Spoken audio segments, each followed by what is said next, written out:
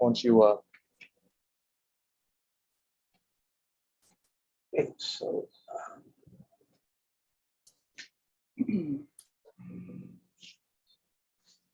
we're going to start with C1. Eva, Paul, are you there? No, Paul Seacat from Sharon Associates. I'm here. I'm here too, guys. Can you guys turn on our video? One sec. You don't have to see us if you don't want to, but it says that you're in control. That's right, I am. There we go. Good morning. good morning. So, okay, so can we go through the drawings and let's see. We have only a couple of comments. It's landscape plan comments, and if you can go to the elevation, maybe.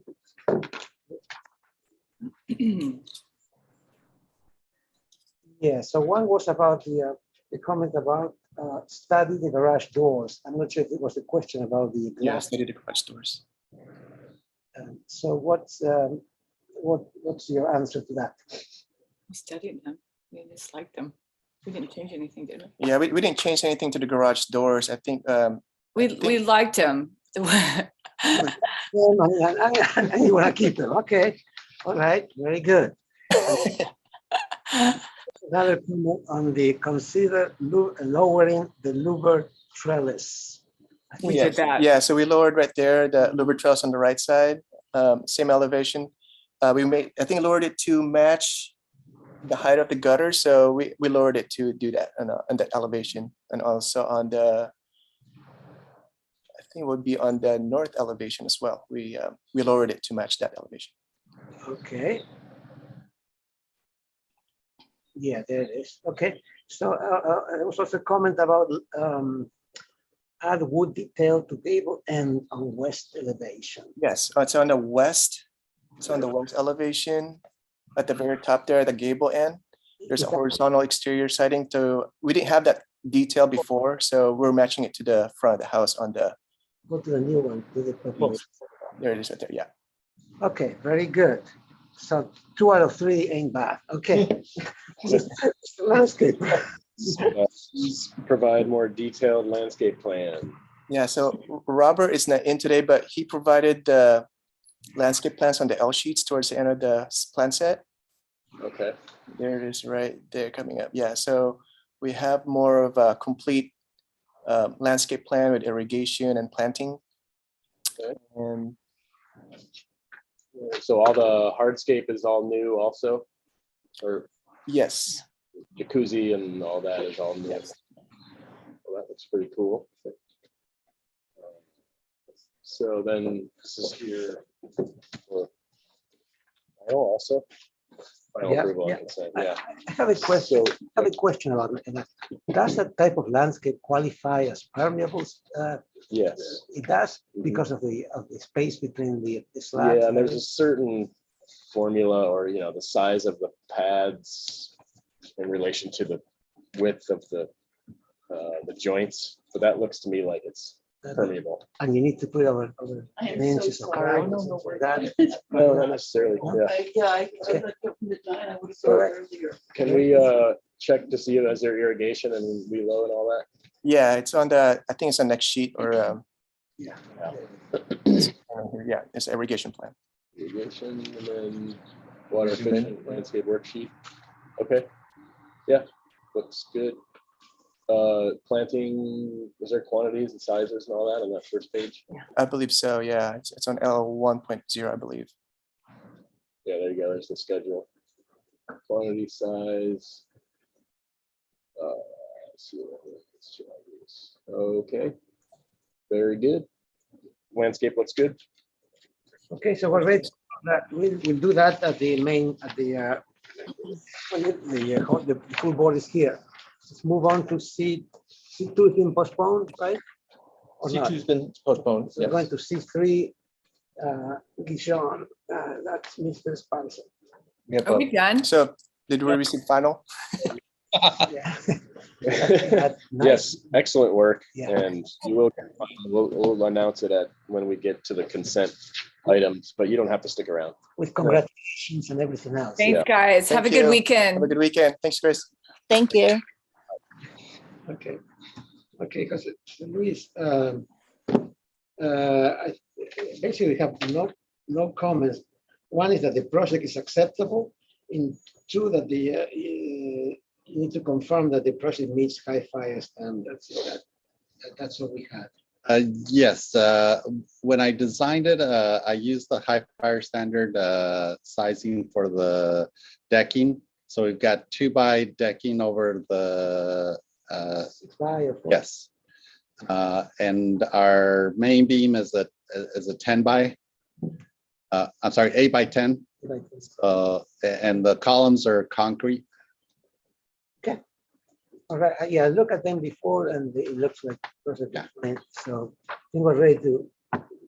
Yeah, All right. and no changes to the plans. Okay, that's a good thing to say. It's always good to say. Yes. Okay, very good. Mr. Luis, we'll approve it. Okay, thank you. Okay. Yeah. Thanks for So coming in. Thank you. It's good to be back. Yeah, right. Thank you. So David, I still can't connect. It's been 3 weeks and I have to use my hotspot on my phone in order to use the internet.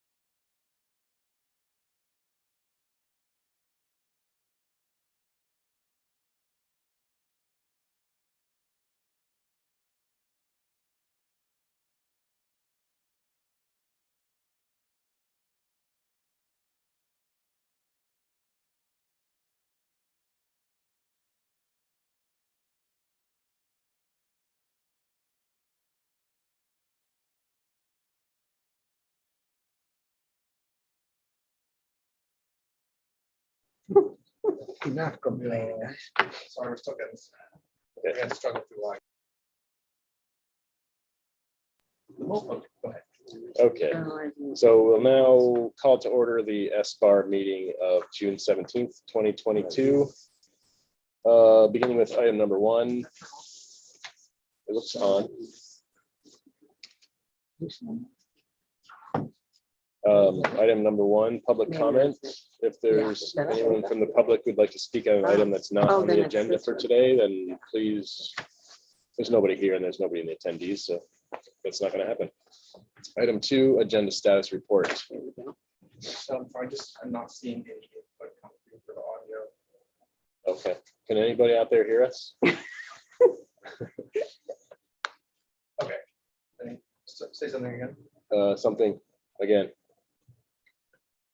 What do you think? This is Alex. I can hear you guys. Okay, sorry, we're just getting lag. It's hard to. Did tell. you hear all that introduction? I did. Okay, Okay. Thank you, Alex. So Right, agenda status report, yeah. And that is that, what, item number C2 got pushed, and also number 5 will not be heard today. Right, so we got a request for item C2 to be dropped from today's agenda and for item number 5 to be continued to your July 8th hearing. Okay. All right, item 3, the minutes from May 20th. We will now review those and make them better. Okay. Maybe. Eventually. Made.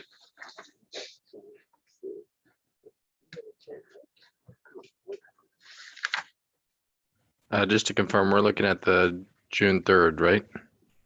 Yes. Oh, I'm sorry. Okay, yeah, it's just missed. Yes. Okay. It says May 20th. on the- Let's see. Sorry, I'm still working on sharing the screen here. I will have to tell our IT staff that whatever they did hasn't worked yet. Okay.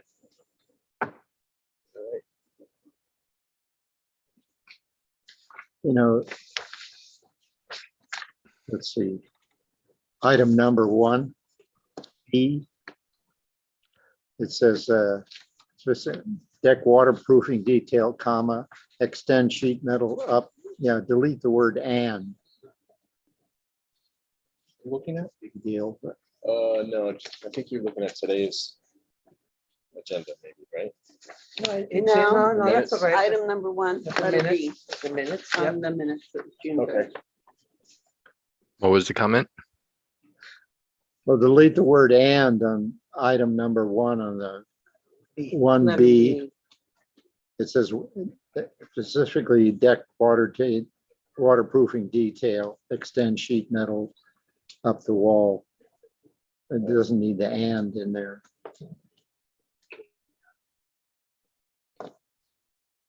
That's all I could find on this.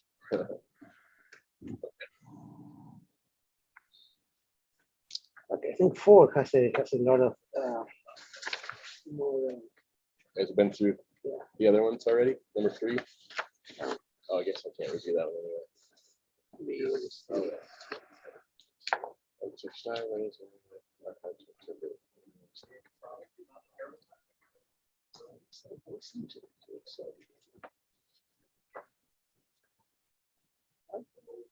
Oh, what was the one we were just looking at with all the comments? Oh, okay.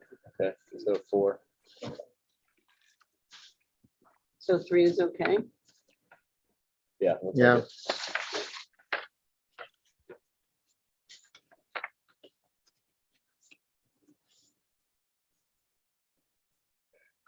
Oh, yeah, I remember that one, yeah. Okay. And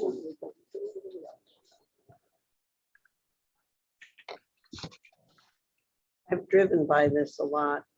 Number 4, it's highly visible from the freeways. It's not.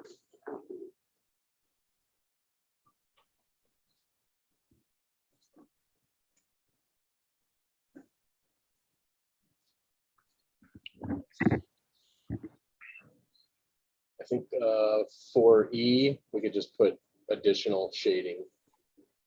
Because there was some section or areas that did have it, so provide additional shading. not a big deal. I have a minor comment. On B, the second sentence on B, too formal and lacking variety, that should be at the end of C, because there we're talking about style. Mhm. I think it makes more sense there. Yeah. Okay. Yeah, I'd say on B, project needs more undulation and breaking up of elevations to be consistent with rural ridgeline. Or just with ridgeline, to be consistent with ridgeline design.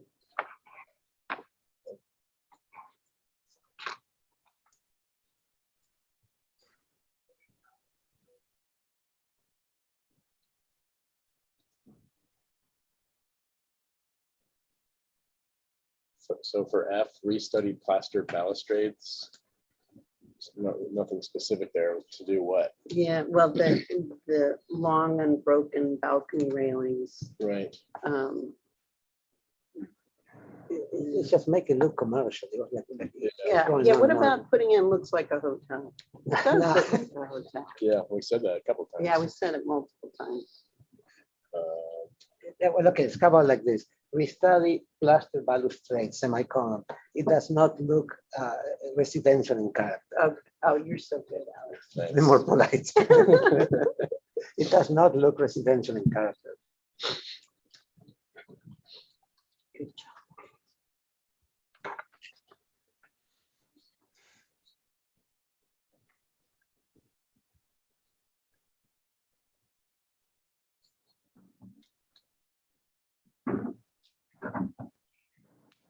Maybe J, should we take out eventually? Yeah, Yeah. well, yeah, We'll need site maybe visit. No, but- eventual unless they start changing it. a lot. Right. I think eventually was in there just to not Do it now, yeah, makes Yeah, sense. right. cause confusion as to for the next time around. Or how about we'll need site visit and story posts once the design is revised or Yeah, or, redesigned. once the design is restudied. How about that? Acceptable. Yeah. You get that, Alex? We'll need site visit and story polls once design is Revised or revised. I'll just say revised. I think C says it all here. Study project for consistency with the residential design guidelines Yeah, for rural Summerlin. That's the most important point. yeah. And then you, Alex, you got that after that sentence on C, it goes too formal and lacking variety. Yep. All right, we Okay. can move on to item 5. That's it? Oh, that's it? Oh, that's right, yeah. Okay. That's it? Someone want to make a motion? I'll make a motion to approve the minutes as amended. I'll second. Second by Val, all those in favor? Aye. Aye. Aye. Motion carries. And then you were recusing for item number 3. No, I guess that was the week before. Oh, that was the week before, okay.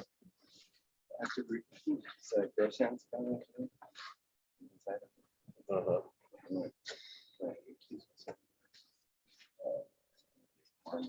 Yeah.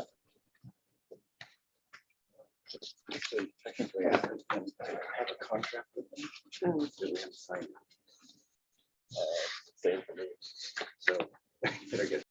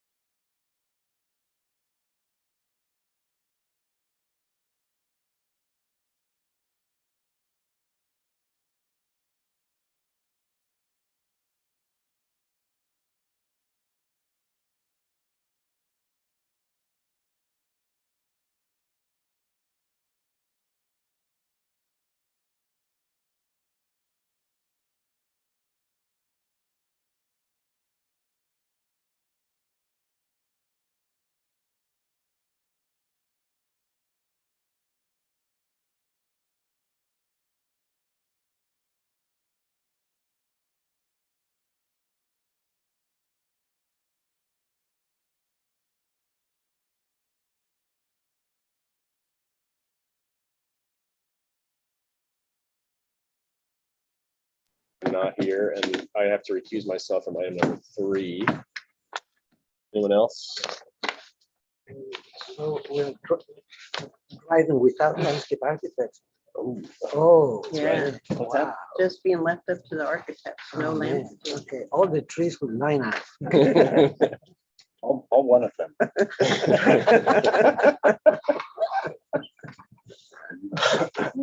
Okay. Information. Yeah. If you have an architect in the community that's interested in joining the board, I know we're gonna have quorum issues this summer, but with vacations and so forth, but Amy Tripp raised her hand and been communicating to us, she's very interested.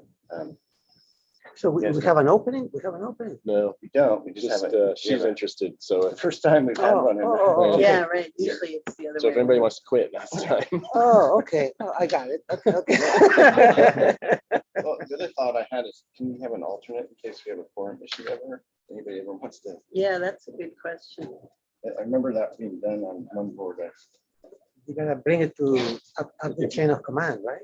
Yeah, no, the composition of the board is not set up that way for S bar and bar. It is for C bar and N bar. Oh, it is? Yeah, they're a 5-member board with 2 alternates, but S bar and N bar are set up as 7-member boards. So slightly different. Would require taking something up to the board to change that. Well, Might be a good idea, though. You know, yeah. Okay, we want, may consider, this is a time to quit, right? Is that- Or, I Okay. mean, end of the year. Yeah.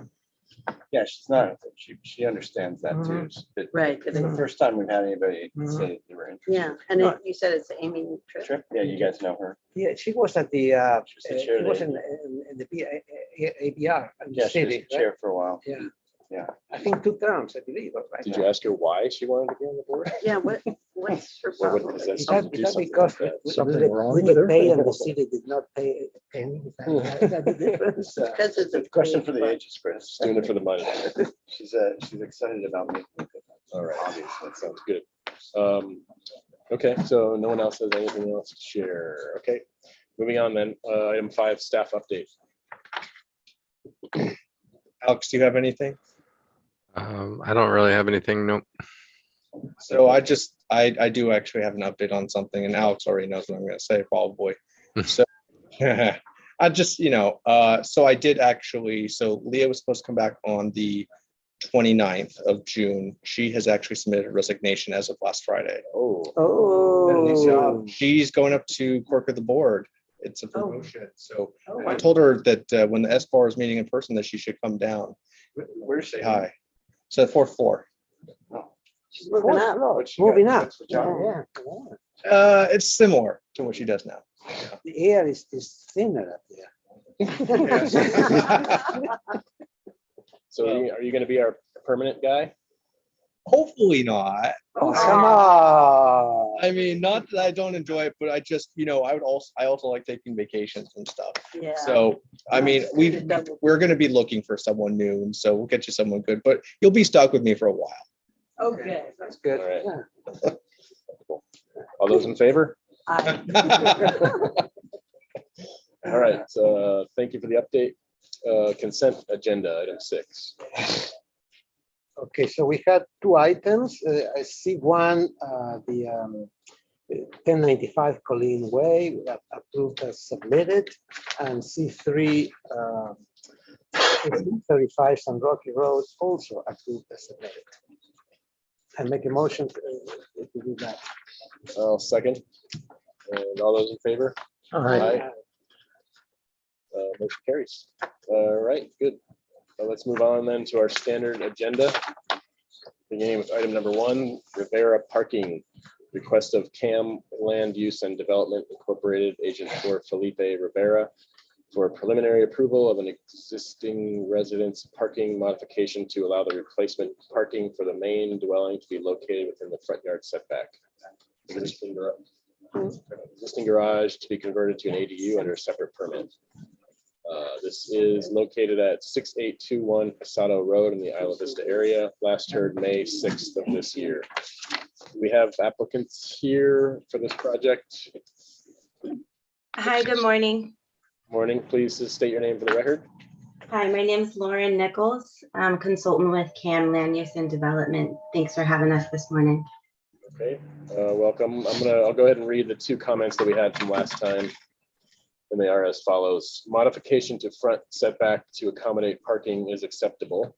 Landscape screening required as a condition of the modification to soften appearance.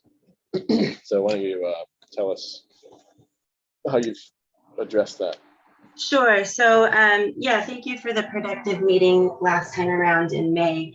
So we went back to our drafts person and the owner and discussed some landscaping options that we think would update the facade of the property, or the street view at least, and provide that buffer so that cars would be encouraged to stick to the driveway and not park on the side, which I think is the ultimate goal, is to not have any parking within that existing grass area.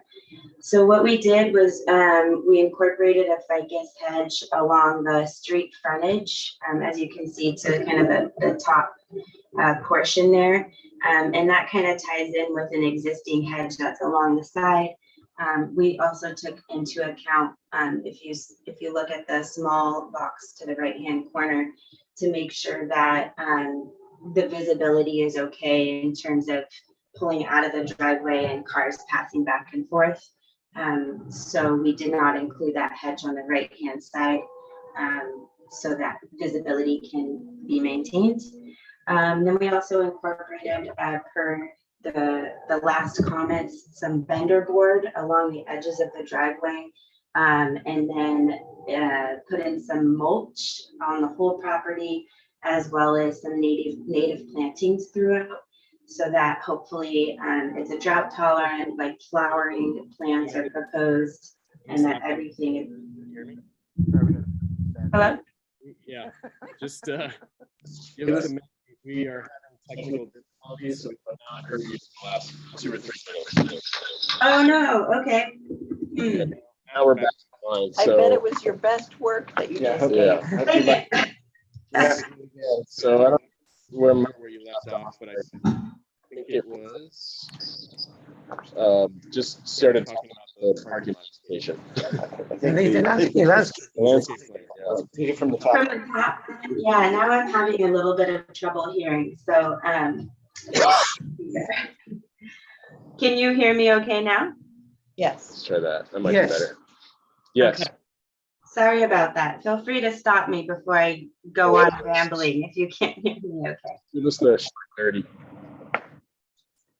So we took into account the comments from the May 6th meeting. So we went back to the drafts person and the property owner, to figure out some drought tolerant landscaping and improvements to the front yard area that would achieve the goals of bringing the property up aesthetically, and also preventing any parking from going on the existing grass area and just sticking to the driveway as it's intended to. So to achieve those goals, we proposed the ficus hedge along the street frontage. We did take into account safety and visibility for the cars, egress and ingress, and so that should be all good to go with the proposed height of the hedge. And then we also included some vendor board along the edges of the driveway, so that we're gonna mulch and raise that up a bit so that cars will stick to the driveway and not be able to drive over and into the mulch and planted area. And then we just proposed a few drought tolerant and native plants to kind of intersperse through the landscape area, as you can see on the plan, just to make it a flowering garden. And there's already a gardener that goes out there once a week. And so we thought these would be both beautiful and easy to maintain aesthetics for the neighborhood. Okay, thank you very much. Are there anything else you wanted to share? I think that was pretty good and straightforward.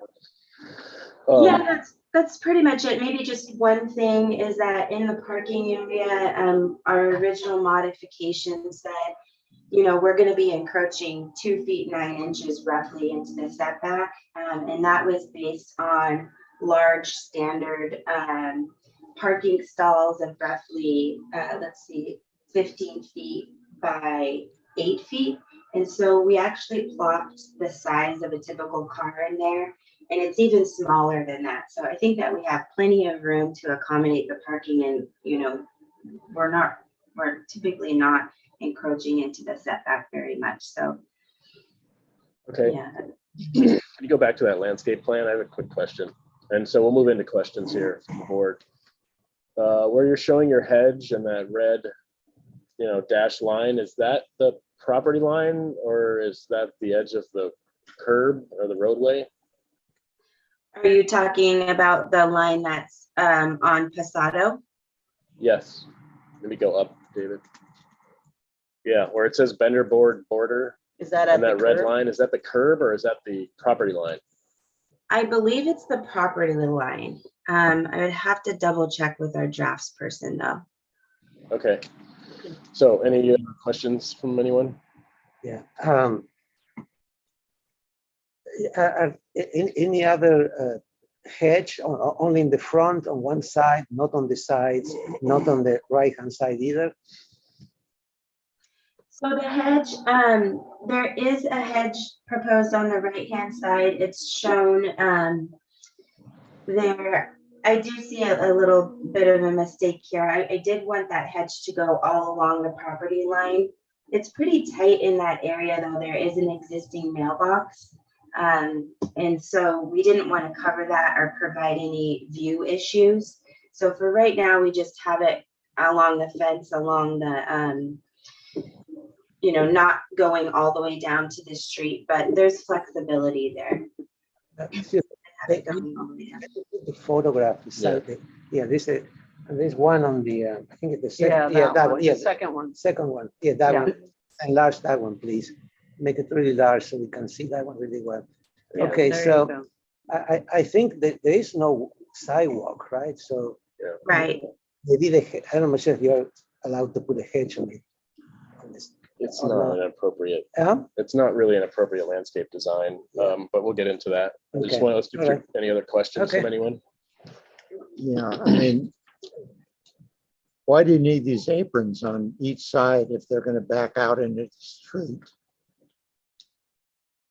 I mean, there's not enough room there for them to turn and drive out in the street, so they're going to back out into the street. Why do you need those excessive aprons there if you're going to block off the garage and make an ADU out of it? Go back to the Do site. you mean by aprons, do you mean the bender board or like the approachway? Each side of where you show the cars parked, you have additional paving there. Why do you need that?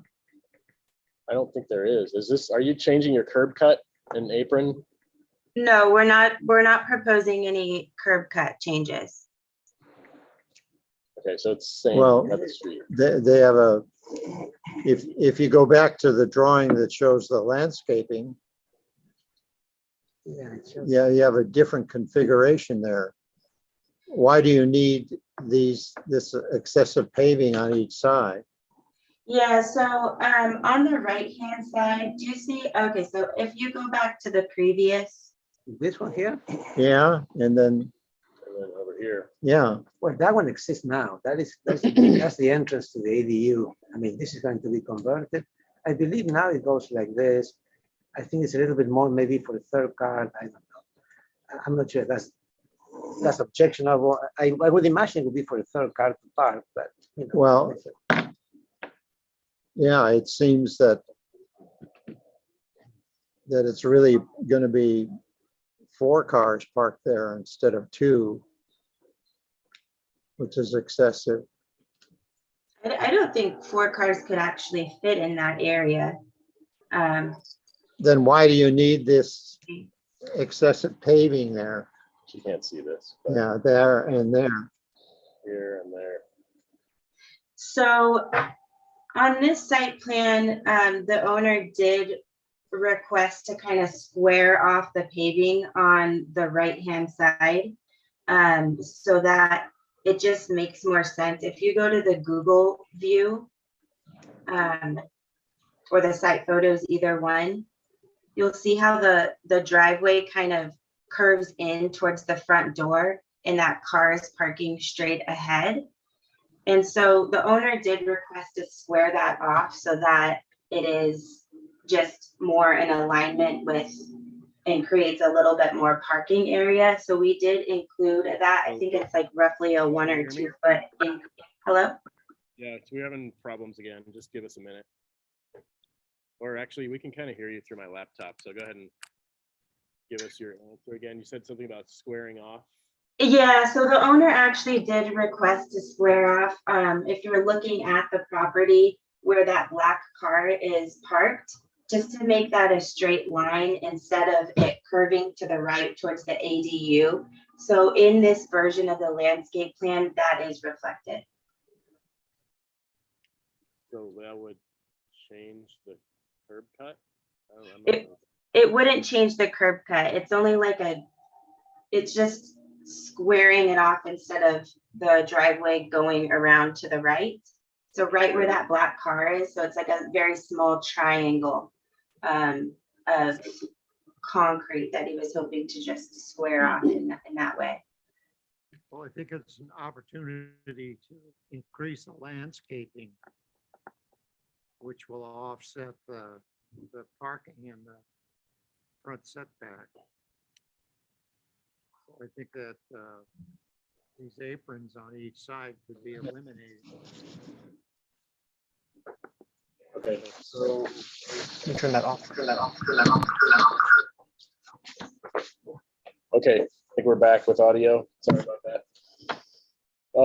So any other questions? Okay, is there anyone from the public that would like to speak on this item? If so, please raise your hand or step forward. We had 2 comment letters for this, okay. And so let's then bring it back to the board for comments. And let's bring maybe the landscape plan back up. Mr. Chair, I think that the landscape needs to be improved. Personally, I don't see a problem of having 3 cars parked on that area.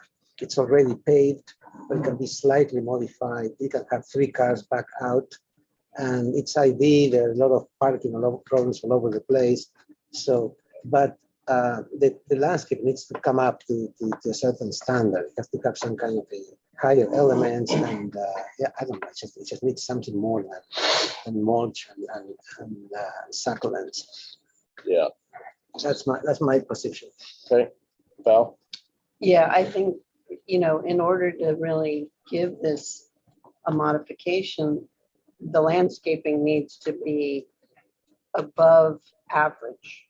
And I think that the amount of paving that's shown on the landscape plan should be reduced on the 2 sides so that you can plant by the building and so that you can do more planting. You can still fit 3 cars, I think, but you could have a lot more planting on either side of where the cars are parked, and that a real landscape plan needs to be done where it's organized, and including, I think there should be some kind of border along the driveway entrance that is either a substantial plant or rocks or something, so that cars don't just end up parking all over the front yard, which there is potential to happen. So the whole idea is to get this organized and to really screen the building and the parking with some good landscaping in order to get this modification and, increase the impact on the neighborhood. Okay. John, did you want to add anything? You kind of went into. No, I think that's a good point. They're going to put as many cars as they can. I mean, it looks like they could have 4 or 5 cars there. So I think the landscaping should be able to screen it and the Keep it on amount of page. paving should be reduced. Okay, Mr. Brewer? Nothing to add, okay. So, so yeah, I agree with those comments. I think well, the problem is that the landscape plan doesn't really reflect existing site conditions. I mean, we would need to see what's the existing driveway layout and what's the newly proposed, and so that we can see how much you're planning to expand the driveway and what locations, and also show that driveway and everything all the way out to the street so we can see the curb cut. And also, yeah, so planting wise, you know, the only native plant there is Matilla hot poppy. A ficus hedge out by the street would not be appropriate. That's going to get, you know, 20 or 30 feet if left untrimmed. So there are other ways to help screen, and I don't think just a straight hedge across the front, it doesn't fit with the character of the neighborhood, and there are other ways to solve that problem. So I think you need you know, a landscape designer of sorts to, at a minimum, to, you know, it's a very easy solution. I just think you need a professional to put together a quick plan for the landscape. And I think, as Val alluded to, because there's no longer a garage, there could be planting in front of the ADU section, and then that extra wing on the other side doesn't seem necessary if there's not going to be parking there. And really the scale of this, if you look at the photo versus this plan on the lower right, or either plan, let's go back to the photo real quick.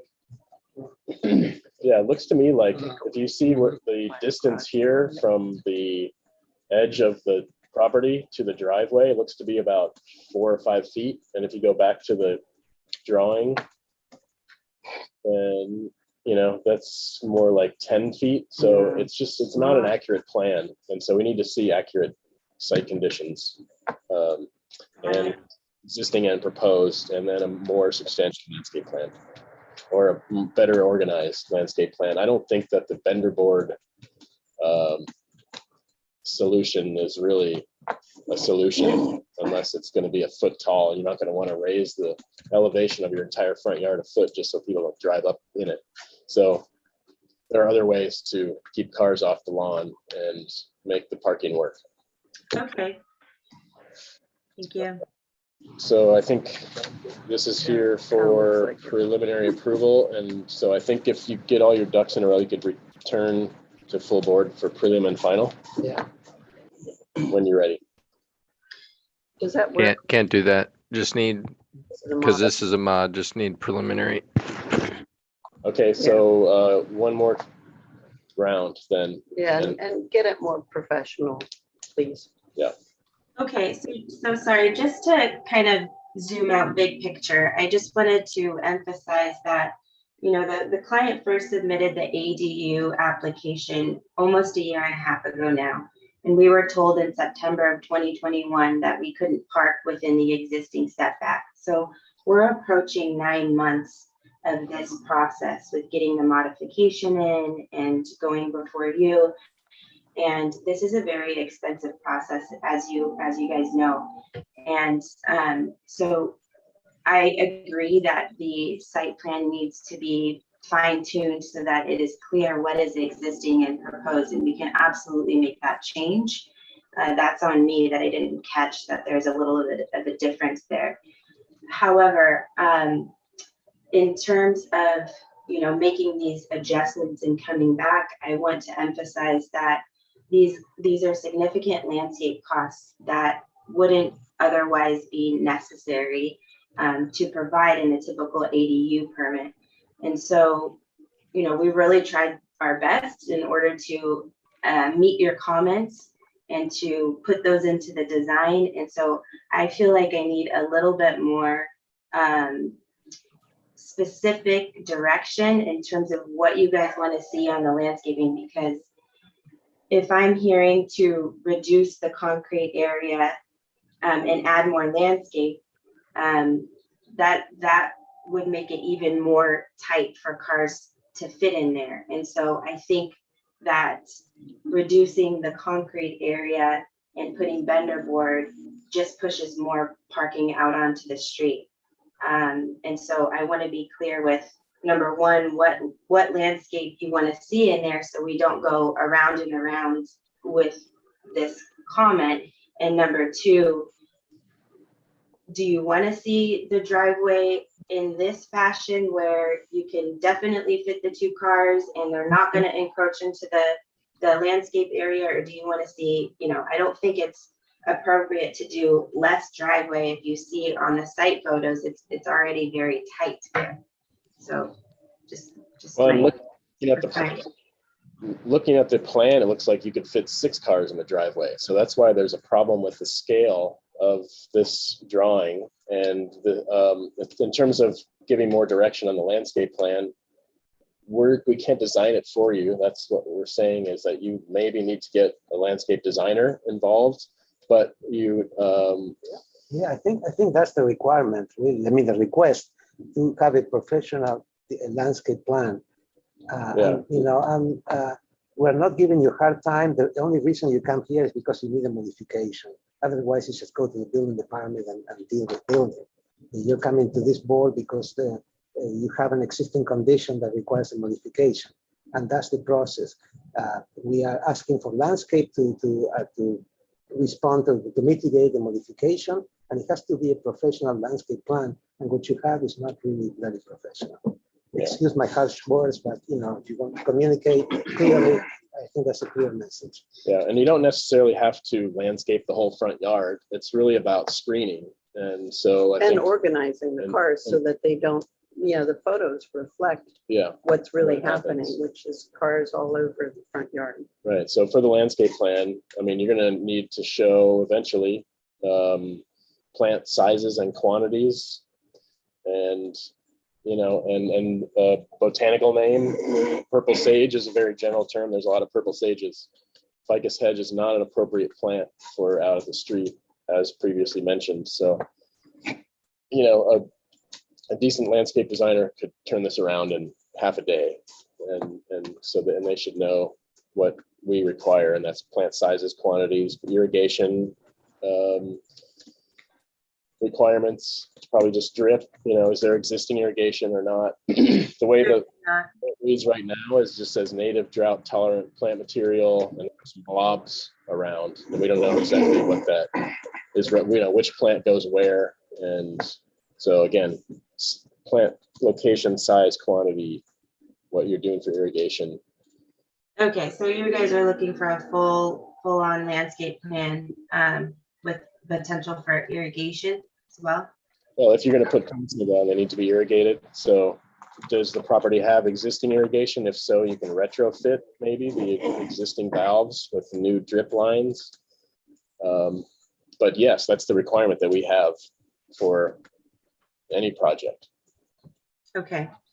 All right. And in terms of the shape of the driveway, are you guys okay with us showing as proposed where there's an additional, square off on the right-hand side? Or is that not something you'd like to see in the next iteration? If we need to see existing, because an accurate depiction of the existing, because if that in this location here, if that's where you're proposing it to go, that appears from the photos to be where the property line is. So we would not probably permit paving to go all the way to the property line, in which case we want to see some planting there. So that's why it's hard to gauge, because we don't know exact. This does not appear to be accurate. It also appears that if a car is to park here, it's going to drive right through there and destroy whatever it's in the way. That's what I want to like right here too. So, you have to, show, if you're going to change it, you show the broken line, the existing, and the hard line, the proposed. It has to be a clear plan, a professional plan, not just a sketch. And, this space doesn't make sense. In order to park here, you're going to drive right through here and destroy whatever vendor ball you're proposing. Mm-hmm. It's also a request. You may consider taking a piece out of landscape here because you cannot park in here. You cannot put any cars in here. So it'd be a nice thing to cut this, like 2-3 feet and put some landscape there. It would make the end nice, more appealing. That's what most people do.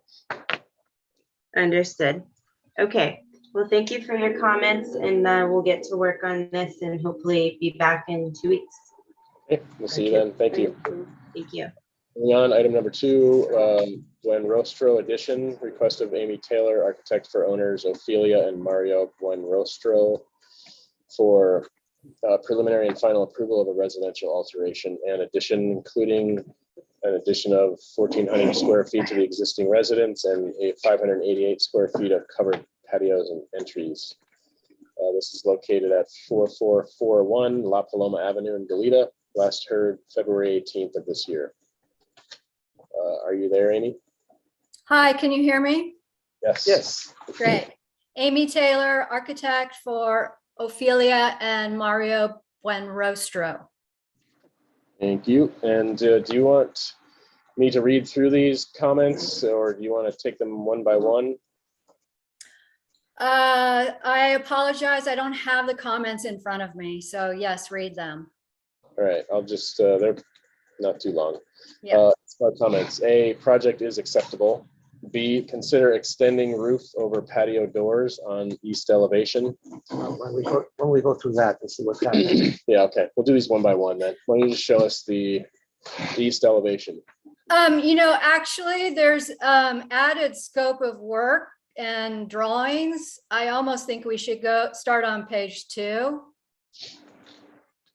Because right there, we're adding a driveway gate in the middle of the sheet.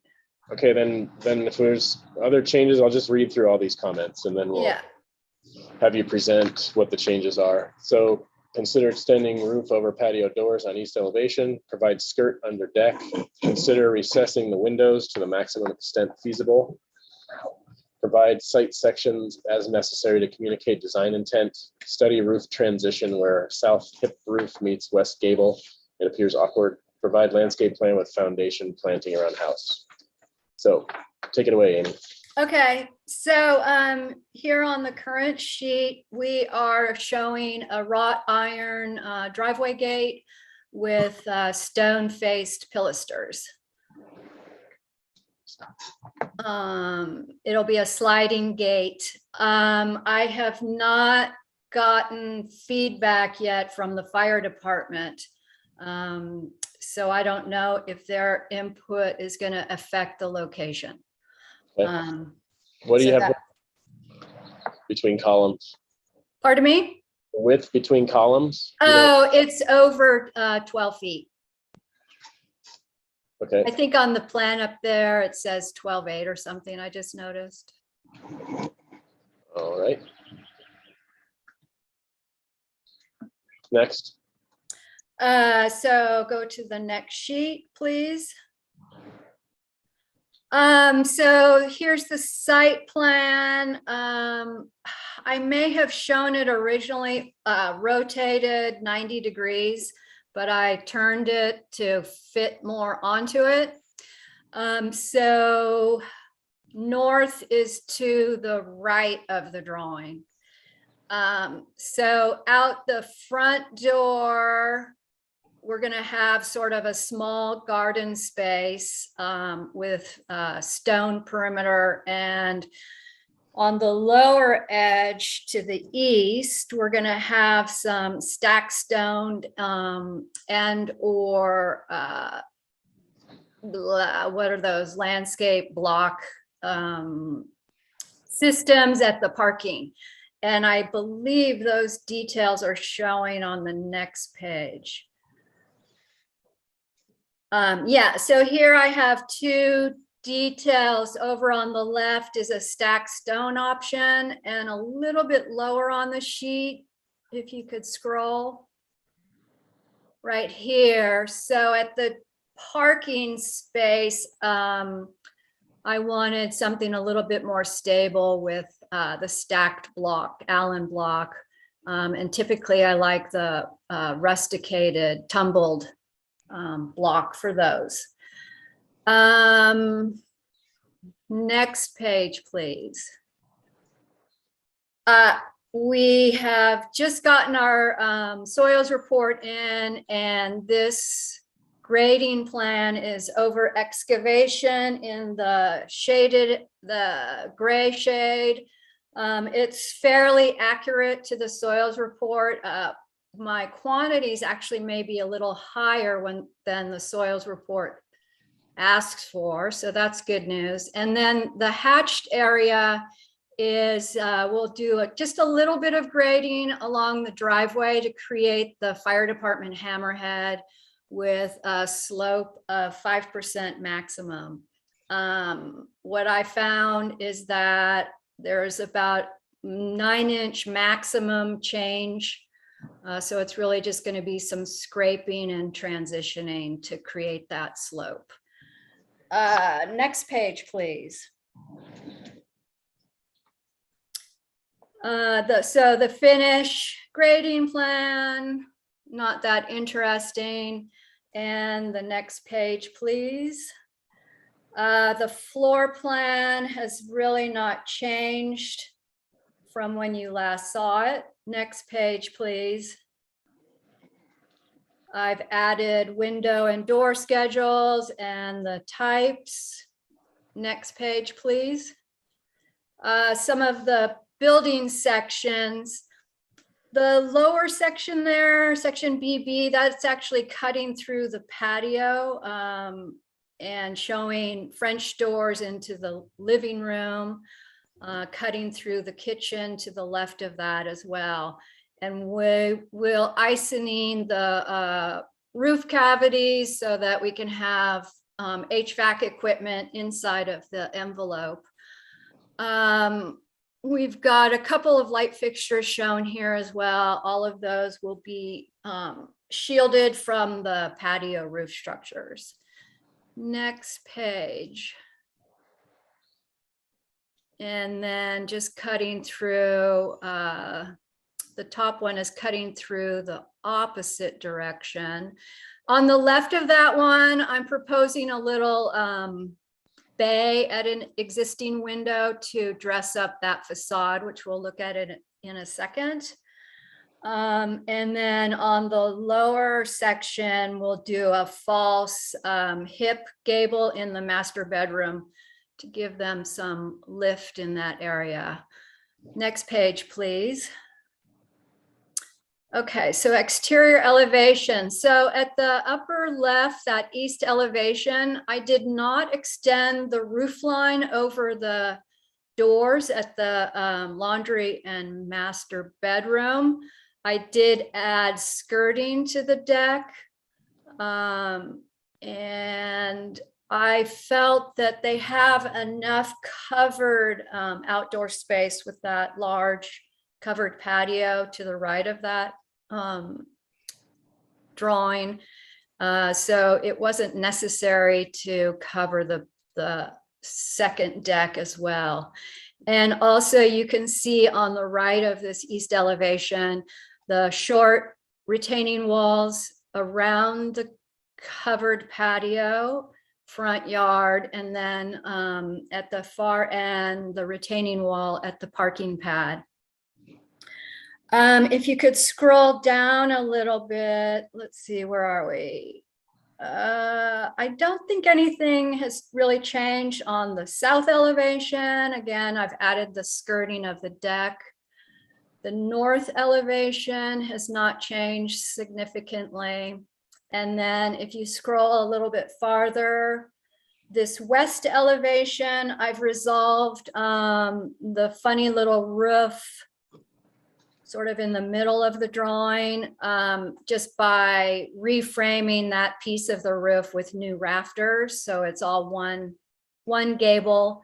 And this also shows the little bay window I had talked about at the section, just to sort of fill in a little detail on that larger gable end. And I think the next page just shows the existing house elevations with a dotted line of the proposed. So really existing and proposed are fairly unrelated. And next page, please. The details at roofs. Next page. details at footings, and there are the details at the deck that we were just talking about. Handrail will be needed on one side of the stairs at the deck. And next page, please. We have recessed windows where possible. At the upper right, I'm showing the window head in a 2x6 wall, which we can use at the front of the house.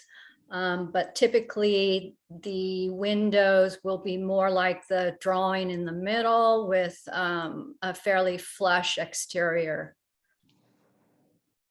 Next page, please. Again, the light fixtures, shielded and pointing down, everything's LED. And next page, please.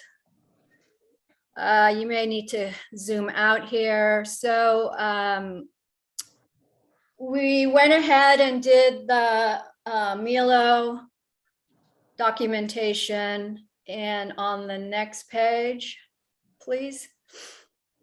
So the owner's goal for this property is to have a functioning orchard. Now we are just getting our percolation test for alterations to the septic. It may very well be that we have to eliminate trees on the left of the drawing and at the bottom of the drawing for leach field. I don't have that information yet. So this is sort of the maximum condition for water use. And then around the house, what we'd like to do is go ahead and use edibles as much as possible. So along the top there, I'm showing berry plants, whether potted or in ground. And then the owner is extremely fond of roses. So outside of his office on the upper right there, I have a little rose garden for him. And then between the house and the parking driveway area, I thought it would work really well to do citrus as a loose hedge for them for screening between the two. And then pretty much the front yard would just be a Diamondia ground cover.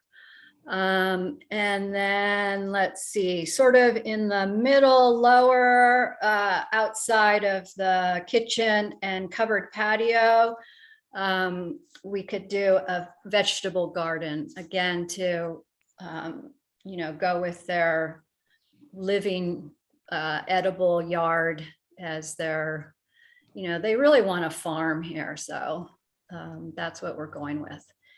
And I think the final page after this is just the irrigation layout, breaking it into hydro zones for similar water use. And I think that's it. Okay, questions from the board? Anyone? Do you have vents under your deck that you've enclosed?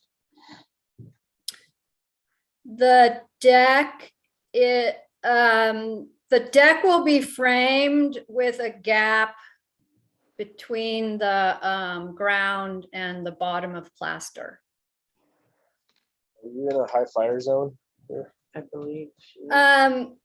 Decks actually are allowed in high fire zone. The requirement is that the decking surface has to meet the requirement, and natural wood actually is a listed accepted material if it's 1.5 thick. And then several of the composite decking boards are also listed as acceptable. It needs to be skirted to the ground, but I have not found that in the code. And I've had other projects that the building department pointed out to me that that's not a requirement of the code. Okay, well, the other thing was the railing, right? Were those 2x2s on the wood railing? Yes. Okay, so do you guys know what, I thought there was a minimum like 4-inch dimension for natural wood, but anyway, I guess the comment would be just to show this to the fire department, for you already have to go for the drive gate. So we just want to make sure that you check in with them about your deck details. Yes. So come back and change because of materiality. Mhm. Questions? I have a question. Yeah, regarding the gate, is it right on the property line, or is it recessed a little bit, or what's the? I think Where is that? I think it's on the property line. Yes. There's an existing chain link fence along that line. And okay. Do they have an ag meter? No. Okay, any other questions? All right, public comment. Is there anyone from the public that would like to speak on this item? Raise your hand or step forward. Okay, back to the board for comments. Ms. Froscher. Well, one thing I've just been told recently by a soils engineer that you can run leach fields in the orchard. So Oh, good. hopefully you'll be able to keep as much of the orchard as possible. And actually lay out the leach fields to run within it. Yeah, I think the different items you've resolved, so I'm fine. I know there was a request for site sections. Did you do site sections? Oh, they kind of show up in the building section, and I felt in the exterior elevation. Yeah, I guess we were trying to get a sense of the overall length of the property, how much grade change there is. So that's still not really clear to me, but I don't feel like it's going up, making that much of a difference. I mean, what's your elevation between the top of the property and the bottom? How much is it really dropping off? Oh. Huh. Is there a grading plan? Let me see. All the grading plan, right? I think the topography on the second sheet is going to show the overall. I know that there's quite a drop just from the street to the property. Okay, so let's see. There you go. Yeah. 350 or 352 at the top, and the bottom, oops. The bottom is like 326. So there's a good 25-foot drop from top to bottom. Hmm. And what's the adjacent property immediately below it? The property below it is that county, isn't it education and fire department? Oh.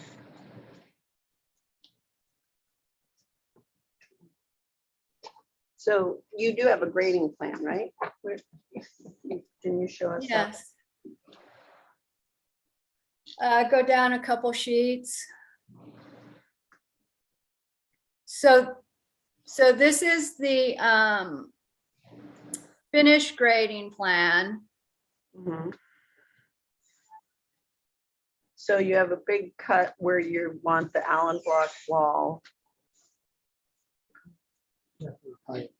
It's not a huge cut. Was like 4 feet or something.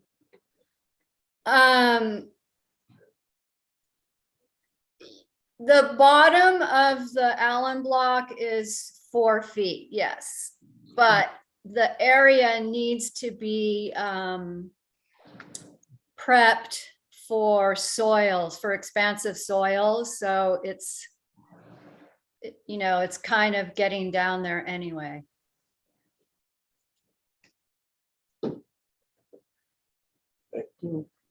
Other, Okay. all Well, for your comments, Val? yeah. Okay, Mr. Peugeot? I think it's an acceptable project. I don't have any comments. Okay, Mr. Verdiak? I feel the same. It's Okay, Mr. Bloomer? No further comments. No further comments. Okay, I think the only comment we had really was make sure to, I mean, do we need to, if you, once you go to see the fire department, if it changes the layout, you have to come back here to see us, right? I guess if it's only a foot or two for the width, it doesn't matter. But anyway, comment would be to get fire department approval, and if there are any major changes, then return to SBAR. Also, I would consider gray water system. Absolutely. Yeah.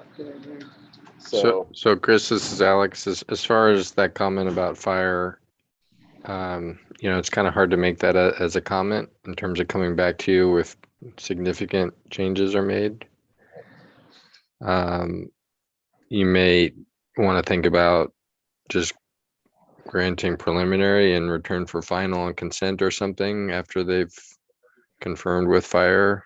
Yeah. Just to avoid any potential issue down the road. You behoove them to do that too. So I think that's probably smart. Otherwise you have to start a whole new application, right? Yeah.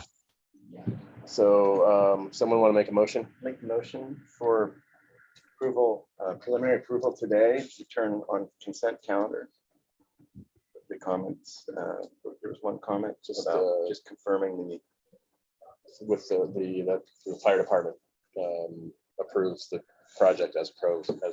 Yeah, so proposed.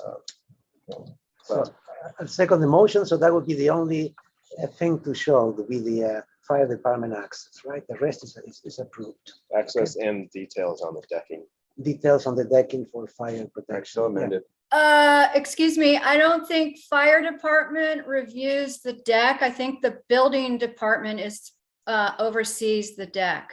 No, we're just advising you to go show your project to the fire department, make sure that they're in alignment with it so that we don't give you a final approval and then have you find out later that you can't move forward because they didn't support your design. And because the county now doesn't allow for any review after final, you would have to come back through the process again. So what we're saying is go to the fire department, have a meeting with them, show them what you're doing, and come back on consent and confident that you have their alignment on that. Try and get something in writing from them if you can. But with respect, that conversation would be with the building department for the deck. Just a minute, just double check with the county literature yourself then on the deck members, and let us know what that came out to be, because well, look, I mean, all things considered, you come back confident that you have your design. That's it. We're just giving that as advisement. So do whatever you got to do. Thank I you. mean, she can go ahead and submit for building now if she hasn't already. Yeah. Would be another possibility with the preliminary. Doing great. Yeah. All right. Any other comments or thoughts? Okay, we had a first and a second. All those in favor? Aye. Aye. Opposed? Motion carries. Thank you. All right, item 3, I have to step down for item 3, so I will do so, and Josh will take over. All right, do we have our applicants here for item 3, the Rivera Fish and Field residents? Step up to the podium and state your name for the record. This is here for further conceptual. I've reviewed the plans. Just note to the other board members, the project's been significantly redesigned, so make sure you take a good look at the package. Adam Grossons, Outset Design Group. Yeah, you're gonna have to project. Sorry, it's not ideal, but make sure you speak loud because Got it. We have a hard time. Everybody there has a hard time hearing. One thing, Adam, I was just gonna add is that maybe you could take a stab at the comments that are unrelated to your new design, and then kind of give you a fresh start to kind of fully present the new design, so you get a good swing at it. It looks like you made a pretty good effort there to shift some things around. Yeah, exactly. So, so comments were needs full landscape plans. We still have not addressed that yet. We just want to get like our massing and configuration of the building before we kick off that part. Configuration of driveway. We've been working with the fire department and their comments and have revised the driveway in our plans for that. It's not final yet, but we're working on. Excuse me, could you speak up a little, please? Yes. Yeah, I will project more. You're gonna basically just have to yell. All right, got it. All right, so the landscape plans we have not addressed yet. We still want to get configuration and sort of conceptual on the building first. For the driveway configuration, we've had preliminary comments from fire, and we're addressing them, and we're waiting to get final for that. And so that's what we're showing, what we submitted to them. The massing of the building, we've actually have changed the design significantly and no longer have shed roofs. It's all flat roofs. It's significantly lower. Simplified the architecture. We've done a much more modern design. So it's much more alignments and fewer pieces of glass that are simpler. And then the detached garage, we still have the detached garage. That was part of like the owner's program. However, we made the courtyard space 30 feet in between the building and the garage to give it more depth. So it was an increase in size. The stone elements, we've redone those so that they're only at the entry area, and they're fewer and simplified to match the new style of the building. And the second story mass up against the setback, the building is 3 feet from where we had it before, in its closest element to the adjacent residence behind us, and the building is 5.5 feet lower. So to address that comment of being close to the rear setback. Adam, just a clarification on that. When you say 5 feet lower, are you talking about the finished floor or the apparent height from the total height of the building is 5.5 feet shorter to the tallest part. So let's go to the floor plan. There you go. We could just go here actually. So the floor plan is cleaned up and similar layout and adjacencies to the last time we were here. However, it was simplified and organized around a more contemporary, modern aesthetic, and we've basically have reduced our elements to these forms, where we have a stucco wrap or we have an infill of hardyboard vertical rain screen panels.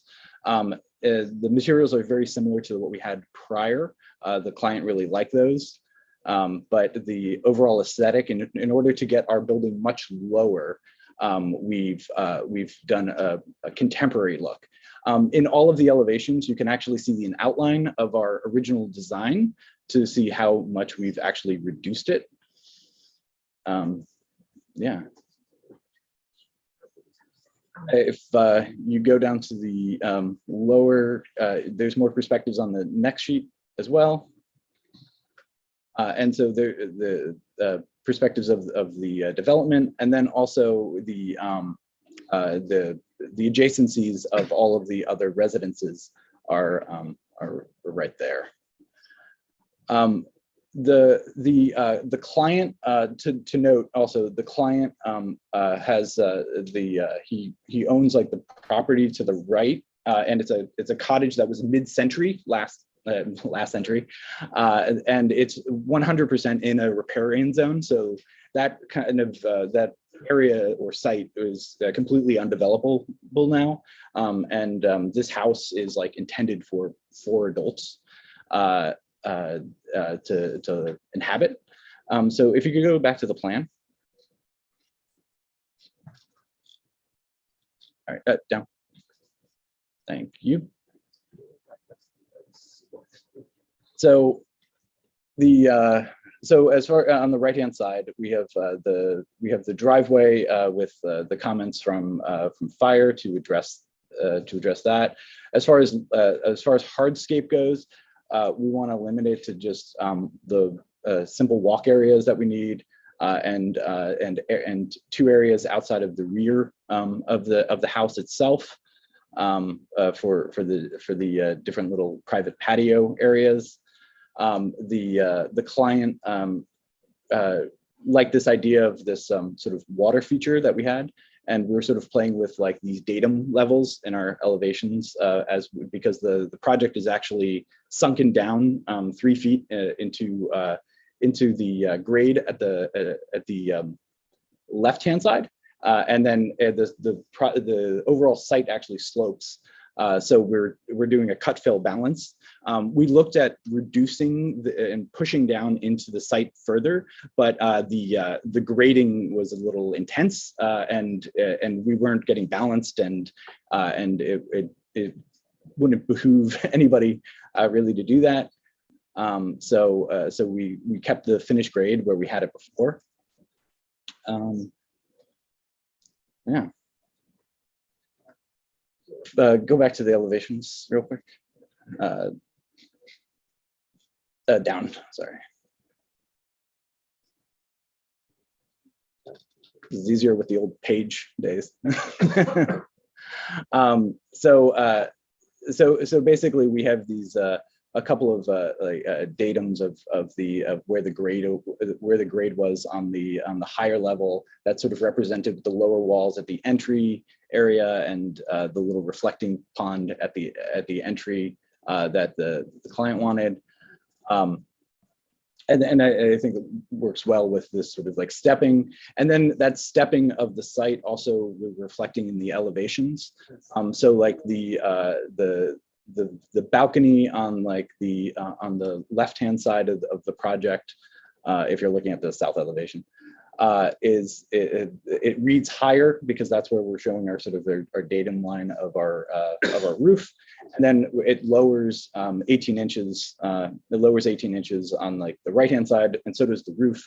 And so we're trying to break up the mass and have that read as a little bit of a breakup with the 2 masses, so it doesn't look as massive. And then on the right hand side, the client really wanted like some shade on the patio to the right.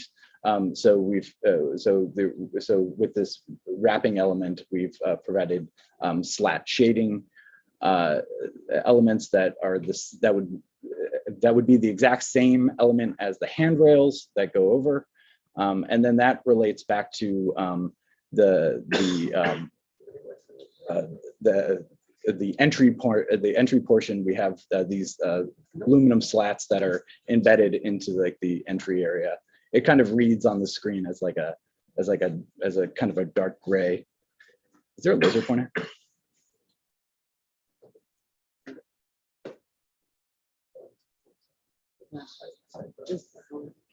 Yes, sir.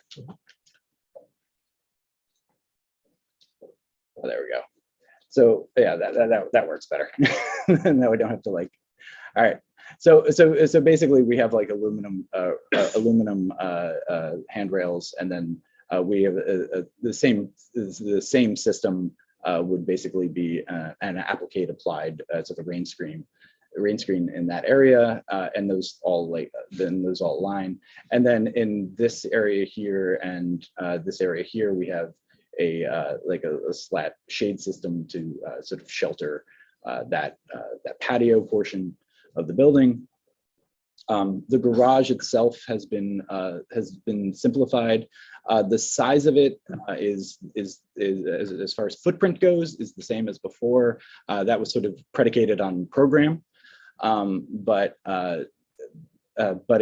we've simplified it to be just the doors in the front, a door in the back, and then a pass-through door for the garage on the backside too, for access and maintenance of automobiles and stuff like that. So that's all hidden from public.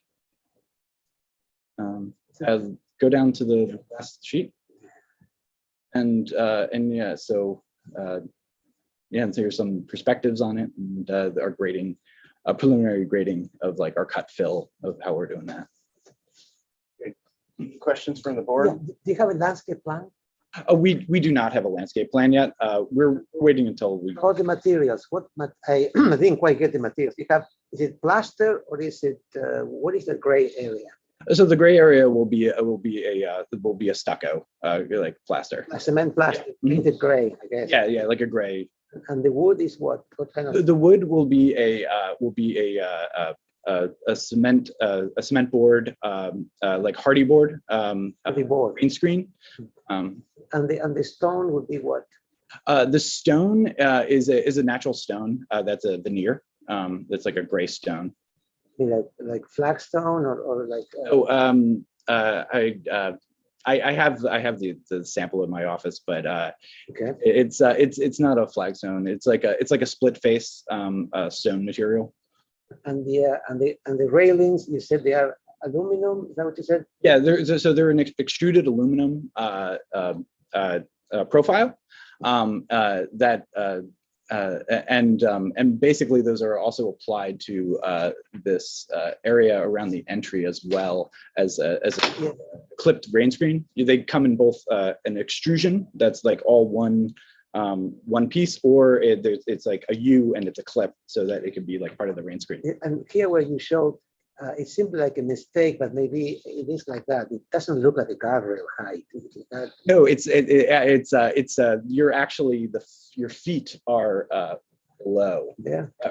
So it's actually it's a trick, as visually.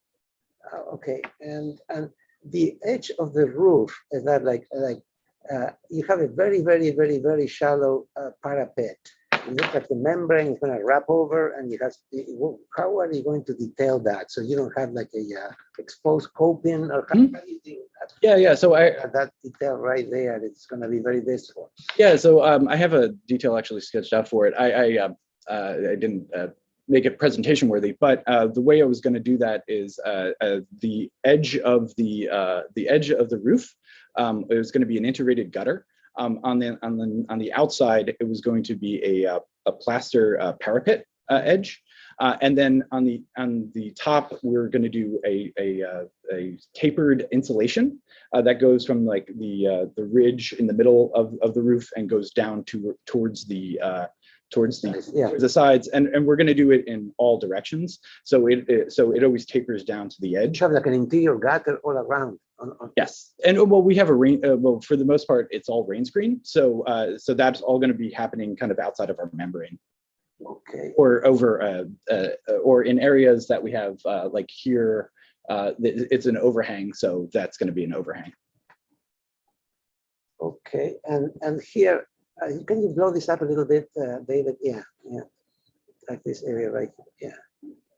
So all this is going to be plastered like a straight edge, and you're going to, I mean, this design relies a lot into the details. Oh yes, totally. These details are meaning expensive. I mean, I mentioned this because sometimes we see great presentations, and then comes it comes to, oh, well, we could not afford this or that. And we have to, what I'm saying is like dealing with plaster on this type of things, it is an expensive project, and just going to, be clear about that. These kind of things are not cheap to produce.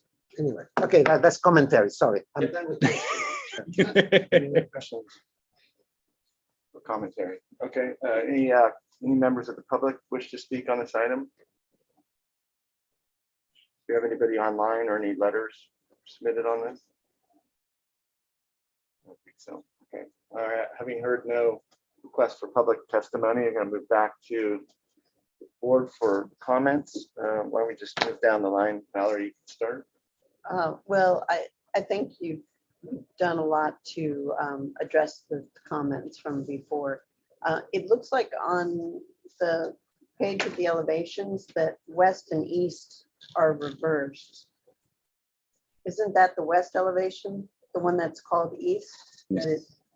That's what's looking Oh, at the neighbor. you are, so the one that's looking at the neighbor is the north. Oh, yeah, you're right. So yeah, this is the wet, you're right. That's the west. Those are.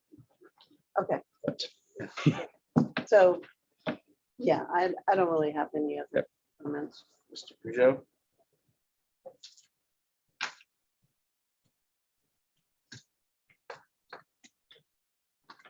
Yeah, that, That's you.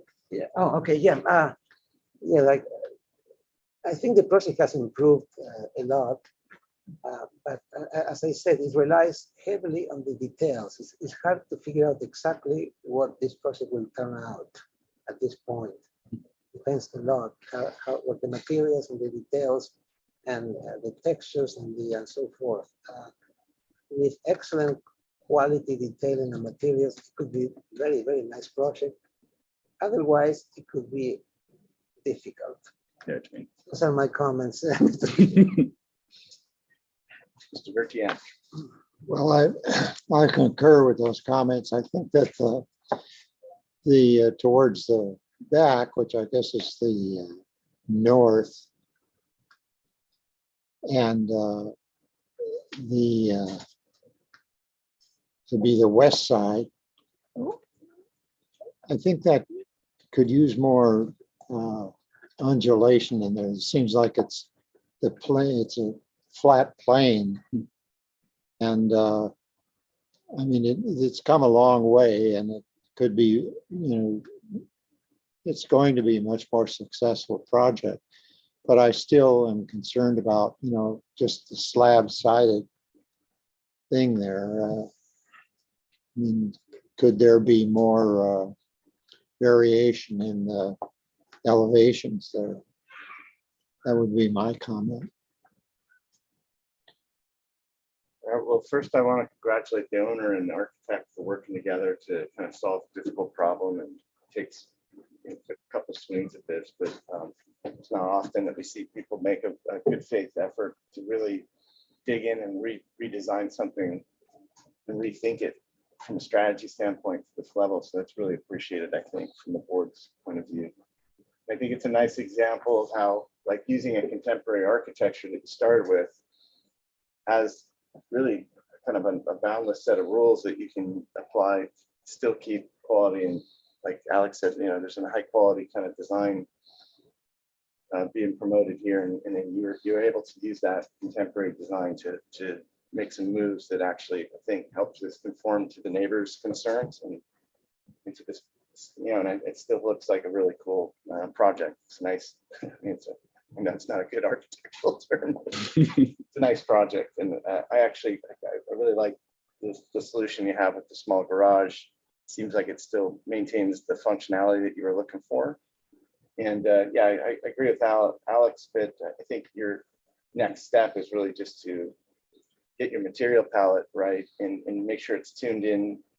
I think from a form standpoint, it's a really nice form, like study, like light and shadow and form, just mass, bulk, and scale. Those things seem very acceptable. And I think you could go two directions with the materials. I think you could try to get very precise and expensive, perhaps, or look at a material palette that allows for a little looser kind of detailing and still maintain the form. And I think that, to Alex's point, to control the budget, make sure execution gets there so it feels right. I would pay special attention to how you use materials on this project and detailing. And I think that's enough. So I think we want to have you come back with a landscape plan and is there anything else? I mean, obviously, it'll be up to you how far you want to develop it for the next meeting, but a landscape plan for sure. Anything else that? Yeah, I mean, you could, even if you're here for preliminary next time, you could bring materials so that we can take a look at that, because there's ways you could maybe soften this with your materials and your colors. That could be beneficial to it, and the landscaping too. I mean, it could be really beautiful if you bring all those parts. Yeah, I'd like to send you back here on preliminary with confidence that this board is satisfied with the mass bulk and scale, and orientation, height, and kind of general disposition of the house, which I know is the big sticking point. I'd like to give you that confidence so that you can come back and really focus in on your landscape plan, detailing and materials. If you can bring a coping detail, like how are you going to deal with the edge of the roofs? Because they are so precise and so important here. Okay. All right, very good. Well done. Thank you. Yes. All right, we're gonna wait for our chair to return and move on to item 4. You want that to return for preliminary approval? Yeah. Full board preliminary.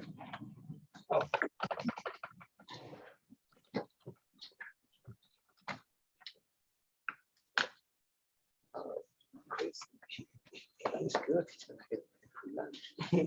Chris, you may get a free lunch today. Let's move this along. I'm just doing a brief. What the deal is a deal, right? Three. No, just kind of curious, like if you all want to stick together. Oh, I could just. in total, yeah. This is us. Okay.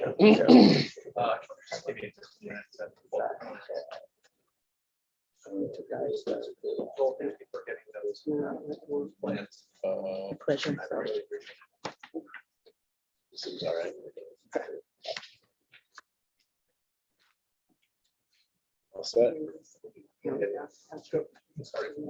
Okay, great.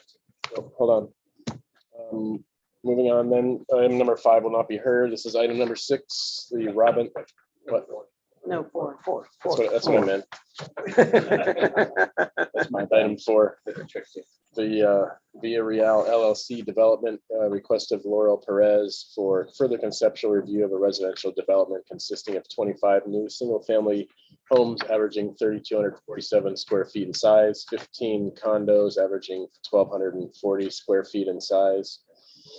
And this project includes demolition of all existing structures on site. Let's see, this is an 11.5 acre site located at 3250 and 3282 Via Real, Matoro Canyon area. Last heard November 15th of 2019. And so please state your names for the record. Great. Good morning, board members. My name is Laurel Perez with SEPS Planning and Permitting Services. And we are back here before you, as you mentioned, after almost a couple of years. The project is located on Via Real in the Carpinteria area west of the Santa Barbara Polo and Racquet Club. And last year, the Planning Commission granted unanimous approval of the project. So we're here before you for further conceptual review. The project, just as a reminder, includes 40 residences consisting of 15 condominiums on the west side of the creek, Garapata Creek. 6 of those will be price restricted affordable units. And on the east side of Garapata Creek, there are 25 single family residences proposed. The project also includes extensive landscaping, but also riparian area restoration and enhancement. There's a public trail that will be dedicated along the east side of Garapata Creek. That trail was relocated largely at your recommendation, as well as Parks Department and the neighbors. And it remains on the east side of the trail.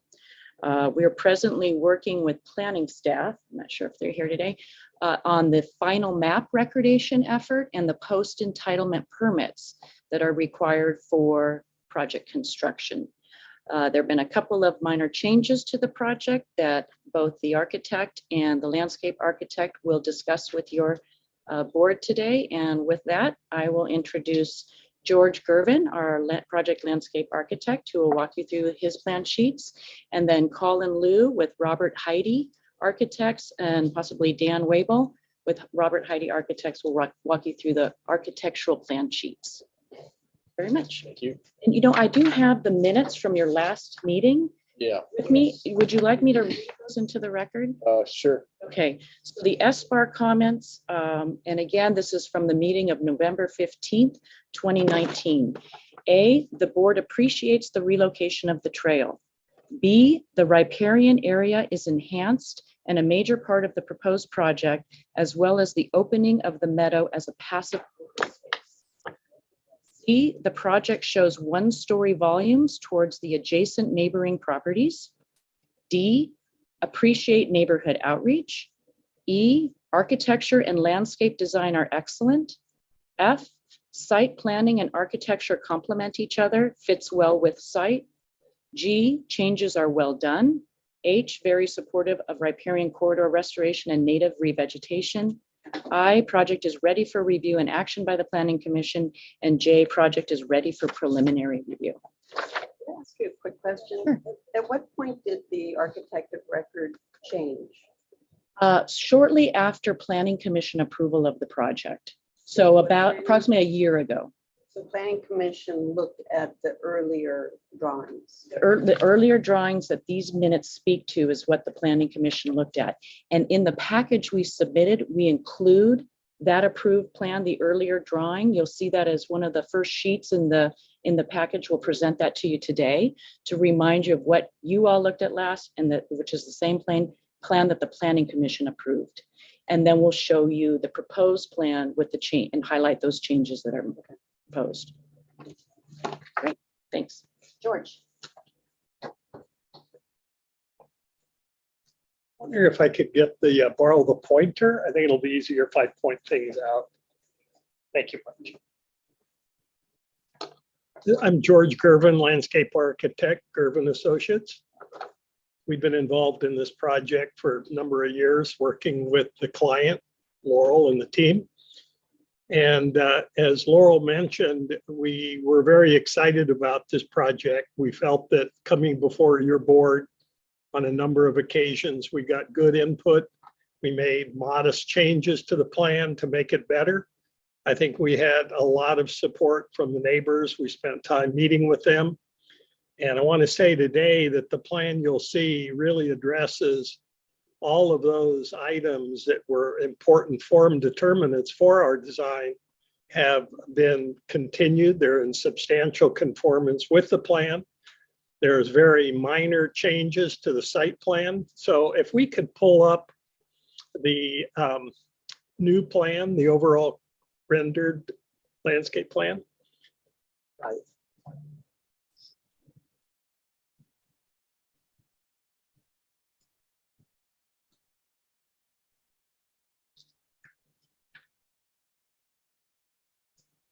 Here we go. So just to generally describe the project. So here is the main entry off of Via Real. The creek that runs through it became an important aspect of the design. And we have a substantial setback, both flood and riparian corridor. The trail that Laurel talked about comes down along the property line and it moves along the east side through the riparian corridor out to Via Real, where we have proposed a DG pedestrian path so people don't have to walk on the road. We have a sound wall that has been proposed 10 feet high with berming against it to mitigate it, as well as this side and this side for sound mitigation and visual impact from the project. The areas that have changed, and I'll also go back and show you the old plan so you can see the differences. But the form determinants of the plan was really trying to develop a community that was within a park. So as we revitalized the creek, did a restoration plan, utilized all the great oak trees, taken out the road that cut through here, developed the open space. We also then wanted to bring that feeling into the community of this neighborhood. And so rather than doing a traditional grid pattern, we developed this loop that had a park in the middle of an open space that was enjoyed by all of these homes. And the development along the north and the east side enjoy great views to the mountains, as well as looking over the polo fields. Some of the changes that we'll address today is starting from the development on this side of the creek. These units in the light color, all 1 story against the neighborhood. We're also providing, as was approved, a new 8-foot retaining wall that will be planted on our side to help provide privacy to the neighbors. And these units all now have an entry corridor on the backside with a landscaped entry rather than coming off of the front parking lot. So there will be a entry pathway on the back with landscaping. They enter a small landscape corridor to enter their unit. The units here all stay within the setbacks of the riparian area, but do have small patios at the back looking out over the creek. The 2-story units are the same as was approved, which are on the creek, 1 story against the neighborhoods. Within the overall project, minor changes were made in the original plan. There were 3 cluster units that were developed, and actually 2 cluster units, 1 cluster there, 1 cluster, 3 altogether. Those have been left in their location. The homes have been slightly modified, and they have become detached units now with their own separate driveways rather than sharing a courtyard. So the placement, the number of homes all stayed the same. We felt we got better landscaping and privacy and separation to those units and utilizing the open space of the inner area. The other area that we looked at was originally there was an agreement with the Polo Club to provide a 10-foot flat area for the polo horses to overrun the field. That was a request that was no longer required. We were able to then go and develop a property line, a wrought iron fence to be able to see through and have 10 additional feet of landscaping that would be part of the backyards for those units, giving some foreground between those and the polo fields. Basically, all of the open space areas, the streetscape areas, the landscaping is really developed off of the concept of the native planting along the creek, bringing into the pond and a passive area for guests and owners with some decks with oak trees overlooking the pond that also will serve as retention, with a natural overflow into a bioretention area that will be serving like a perennial creek as part of the landscaping, bringing in California native sycamores and low water use plants. The number of 2-story units has also been reduced on this plan, even though the plan was approved before with more options for 2-story units.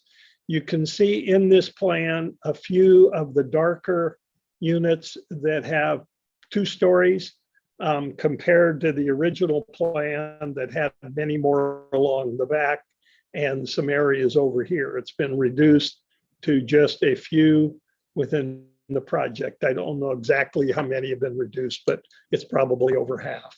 But that's pretty much the minor changes that were made. The landscape area, the water requirements from WELO, the native plant material lists that have been proposed, the amenities for the owners, the landscape and the irrigation and the pass systems are substantially the same as they were approved. If you want to pull up the last plan, you can take a look at the comparison that are fairly similar. So you see here in this plan, there was many more dark spots on most of the units. Those were 2nd-story units. Those have been reduced substantially. The area here that I mentioned, the owners would enter off of the parking. We've reversed that now. The owners enter off of the back garden. The area that was along here that was a 10-foot turf area is an overrun area. has been eliminated and we've developed landscaping. Some of the homes have been reduced in size. The architect will review those with you. Substantial areas were reduced in this large estate lot on the corner. I'll be happy to answer any of the questions related to the landscape site planning or any of the materials that are here. And if not, I can turn it over to the architects. Quick question. The one-story condos, what's the reasoning behind having the entry come from the west side, which I guess pretty much eliminates any backyard for those condos? Well, the backyards, if you remember, were pretty small. They were almost unusable. And the feeling was that the sense of arrival, walking between cars to the front door, having the units, having parking and lights at the front, we felt that it was a better relationship if they came around a path system. We have a landscape walkway. The walls will be planted with vines. The front yards really then become a courtyard, a landscape courtyard with low wrought iron fencing along the side. It was just a better sense of arrival for those units. They would have approximately about an 8x8 little patio. They could have a chair or a bench in the front yard. It was just a better environment for the owners that would be living in those. So there's no garages on those, right? So somebody that no, it's surface parking, and there is some area here for parking. And these units have parking garages in them, not the affordable unit. Okay. So there's no access in here. So you park here and you walk all the way around to get to Correct. And we have a planting strip against the building with some privacy screening for lights into the windows. Okay. All right. Other landscape questions, anyone? Yeah, I have a question. You know, the overflow from the pond and the going to the retention basin, does that go across the street or is that in a culvert? Yeah, what we've done is it would be a culvert that would go under the street, but we've designed the surface of the street to look like a bridge. So we want to celebrate the perennial creek vocabulary. So we're going to propose a paving material on the street and sidewalls to mitigate seeing the culvert. And the creek would be, when it's not running, which would only be in an overflow condition, will be reading with boulders and cobbles and native planting. So we wanted to celebrate that aspect of the connection from the bioretention to the pond. Mm-hmm.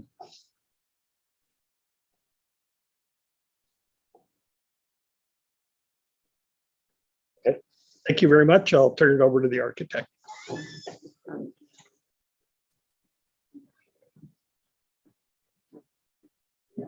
Good morning. My name is Colin Liu. I am with Robert Heidi Architects. I'm here to present the architecture portion.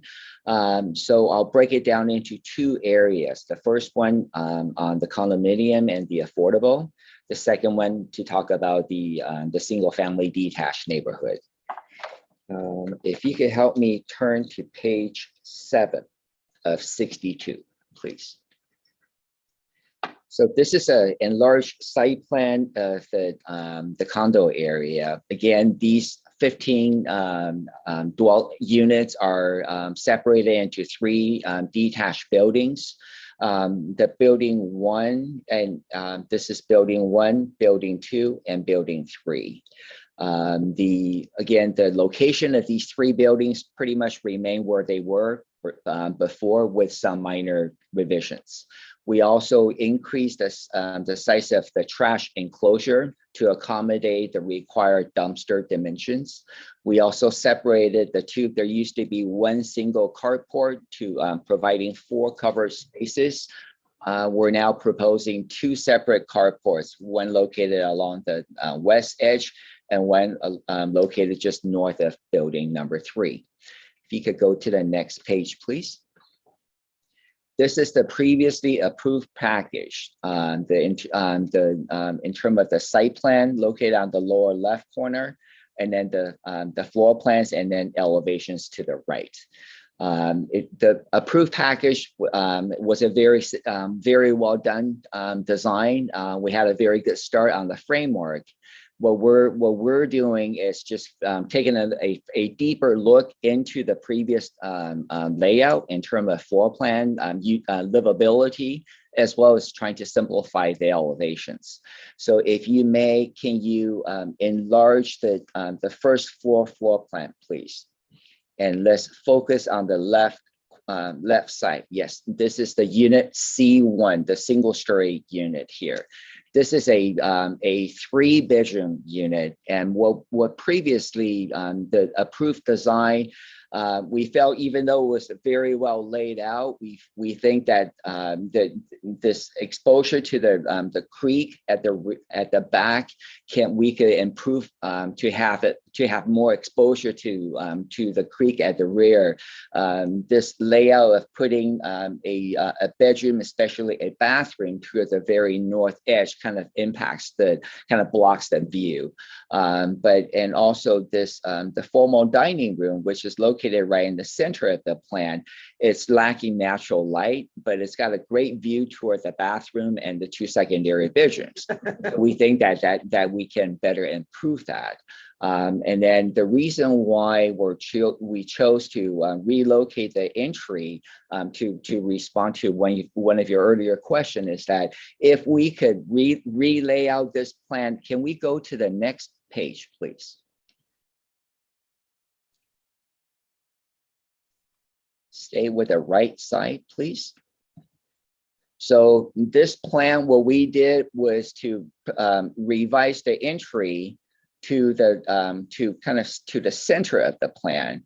And what that does is that it makes this open kitchen dining a great room with daylight on 3 exterior walls with great view to the riparian area, as well as to the private yard space here. That also allowed us to place the owner's suite on the right side, also with a very good view toward the yard. And then the 2 secondary bedrooms are placed toward the front. One would be walking through a private gate here and then into their private yard before getting into the arriving at the front door. I think that was the change done to C1. Can we go back to the previous sheet, please? Staying on the lower level, the 2-story plans. If you could enlarge C2, the first floor, yes. So C2 and C2 through C4 are 2-story units, 2 bedrooms on the second floor, living space on the first floor. We think that even though it's a very well laid out space, but we can better improve this the kitchen area. If you could enlarge this a little bit more, please. So just in consideration of time, we're not as concerned with the interior. Sure, understand layouts and such, but if it makes a difference for the I'll just very quickly go through that. So we just improved this area, especially the kitchen and dining and living relationship. Let's go to the next sheet, please. So stay on the right side. So what we did was rather than a horizontal relationship, we made that a triangular relationship, having the dining room placed toward the back. And so that's pretty much what we did to these plans. The building number 2, if we could go to the next sheet, please. So these are the elevations, as you see from the parking, the drive aisle. And then the elevation below, this is from the area from the back. Okay, let's go to the next sheet, please. Going down, yep. So toward the left side. So this is a fiveplex unit, all 2 stories, consists of the identical floor plans as in the unit 1. So again, we're just making adjustments to interior of the space. Let's go to the next sheet, please. You could go to the next sheet, please. So stay on the front elevation. Yep. So this is what it looked like from the entry driveway, and the elevation below shows what it looked like from the west side. Okay, let's go to the next page. So staying toward the left side a little bit. Yep. Go to the first floor plan. Yep, here we go. So the floor plan here, there's just, again, I'm just gonna point out a couple of simple things that the private yards for these one-story units are located at the rear. The middle units are all landlocked. There's no way to access the private yards other than walking right through a bedroom unit. The bedroom to get to the private yard. And also we feel that we could improve on this entry relationship, having the front door right adjacent to the parking garage, parking lot. If you could go to the next page, please.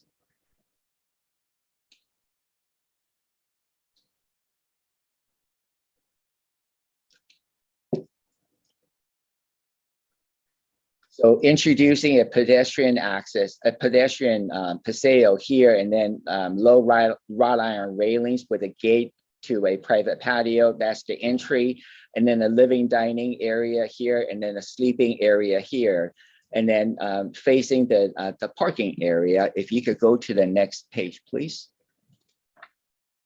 We're proposing these screen walls here along with landscaping to shield the headlights from the parking spaces. Okay, let's go to the next page. So this is now the single family detached neighborhood, 25 single family detached lots. We're not making any lot line adjustments.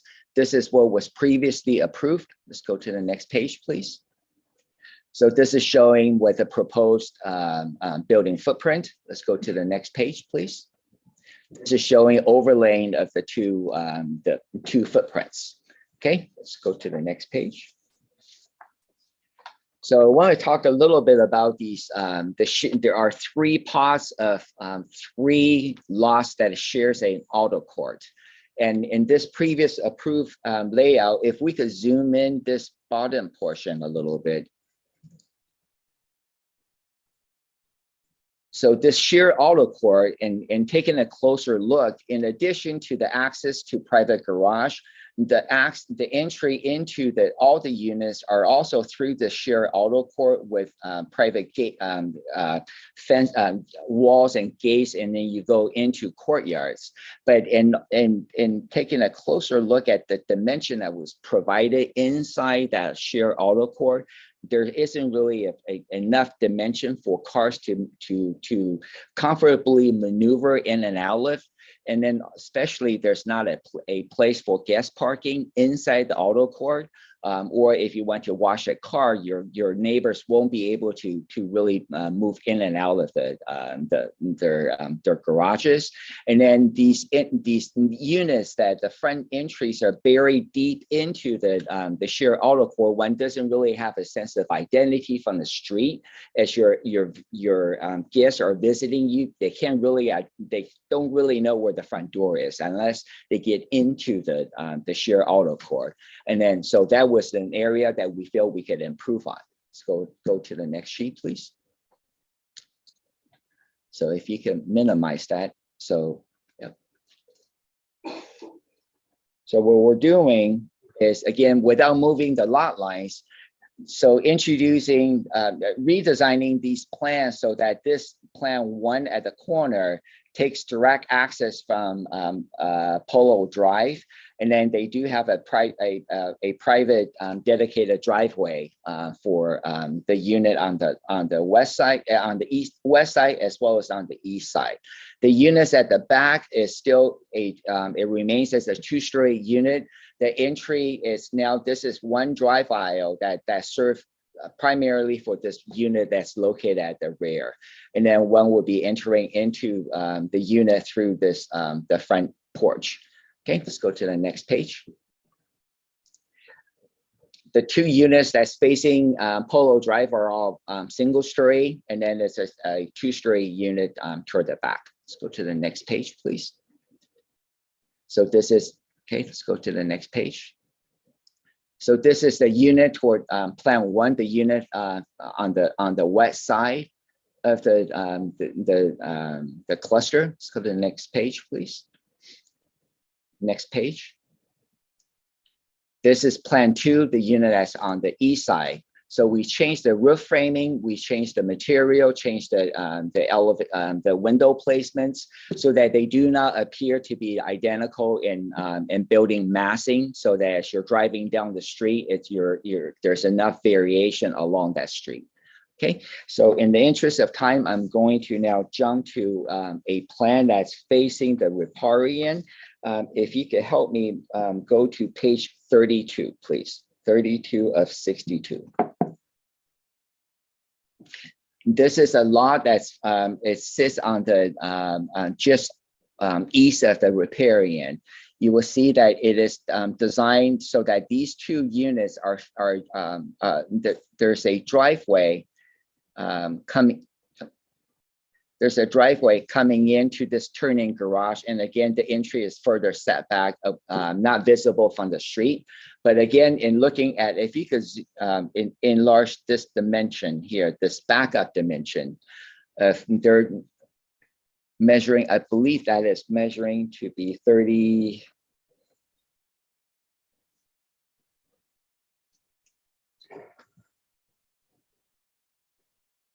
If you could go, yep. So I think that's showing a 20. Is that showing a 20 feet dimension? So 25.6, but it is measured all the way to the property line. So we find that you probably need to be about 25 feet clear for one to really comfortably back out and then make that 3-point turn. So 25 feet is probably a minimum. 28 feet will be preferred. So let's go to the next sheet, please. You can reduce that a little bit. So what we're proposing is having a straight-in garage, and then separate the entry, the pedestrian entry, to the opposite side, and then one will be walking through a portico to a private courtyard before you entering into the house. And then, so I won't bore you with the interior layout. Let's go to the next plan. If you could jump to page 48 of 62.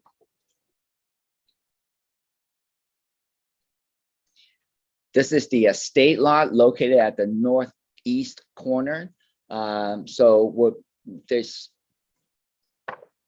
this is a fairly large dwelling. It's at 6,300 some square feet. It's a 2-story structure. If you could go to next page, please.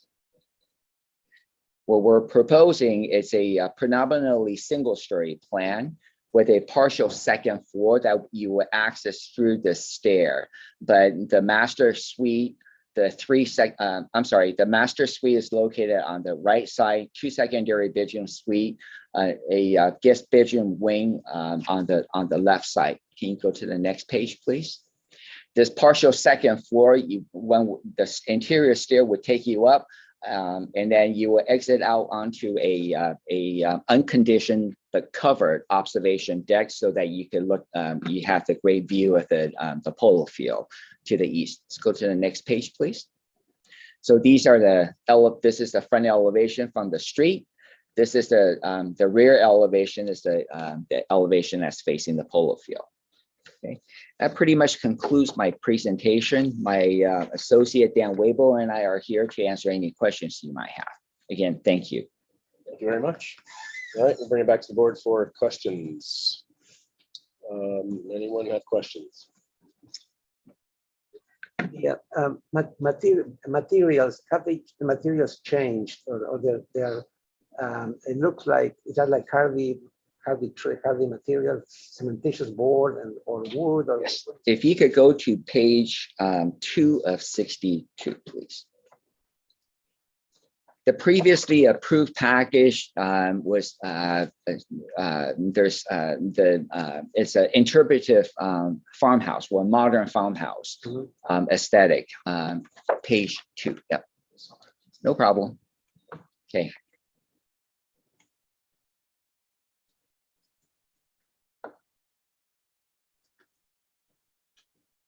Fairly large file, so Well, anyway, it has very simple roof. It has the wall materials are horizontal siding or board and batten with stone accent at some feature elements. The roof is conch shingle or standing seam metal roof. We're complying with everything that was previously proposed. We'll try to minimize the use of standing seam metal roof so that it's we're limiting that to any cover loggias at the rear elevation or front porches, but the main roof is predominantly conch shingle. There's all the exterior walls on all four sides are wrapped with either horizontal siding or board and batten. We increased the areas of the use of stone as accent features rather than keeping it down low. You will see on our elevation, some of them are, we bring it to the entire structure. By stone, you mean like sandstone? Is that what you're having? It will be fieldstone, yes. Okay. Anyone else, questions? What color are the standing seam metal roof? It'll probably be light gray. So at this point, I think that for the next presentation, we'll be bringing in material sample boards to share with you.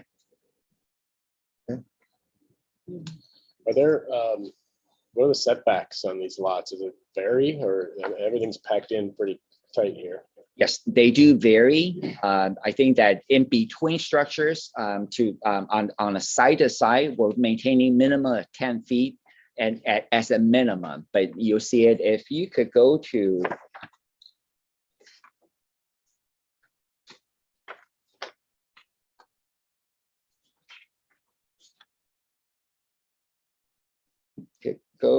page 20. Page 17, please. So I'm sorry, one more sheet. Yep. So you can see that at its tightest location, it's 10 feet between structures. So toward the front, depending on the lots are the shape of the lots because we're not changing any lot lines, the shape, the setback do vary quite a bit. All right, I will now move on to public comment. Is there anyone from the public that would like to speak on this item? If so, please come forward. I see no attendees, so apparently we have no public comment. And so we'll bring it back to the board for our comments. Mr. Verdiak.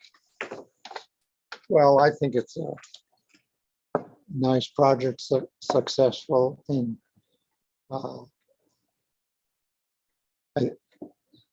I think that the condominiums in the lower left corner, which would be southwest corner, with the access, just from one side, is kind of an unfortunate solution.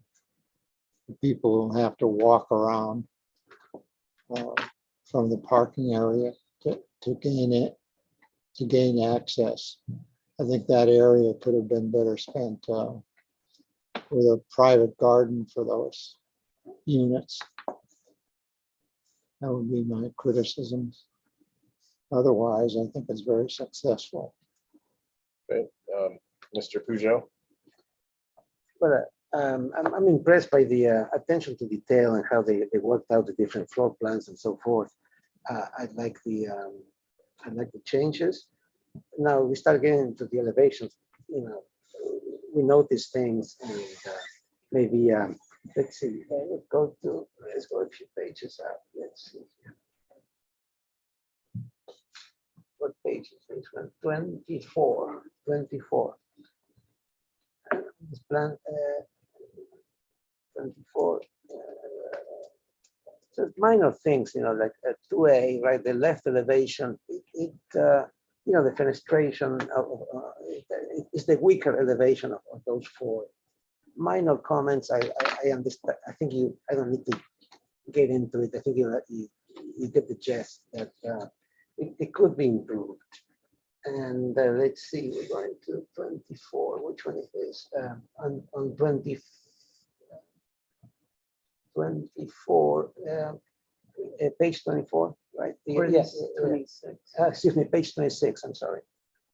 Yeah, 26. Yeah. Again, the left elevation, that that window located there, and it could be improved, right? And at 20, which one is this? 28. It seems that those left elevations seem to be having issues, right? Like that's been. I think it has to do with probably the location of the kitchen or something like that that pushes these blank walls.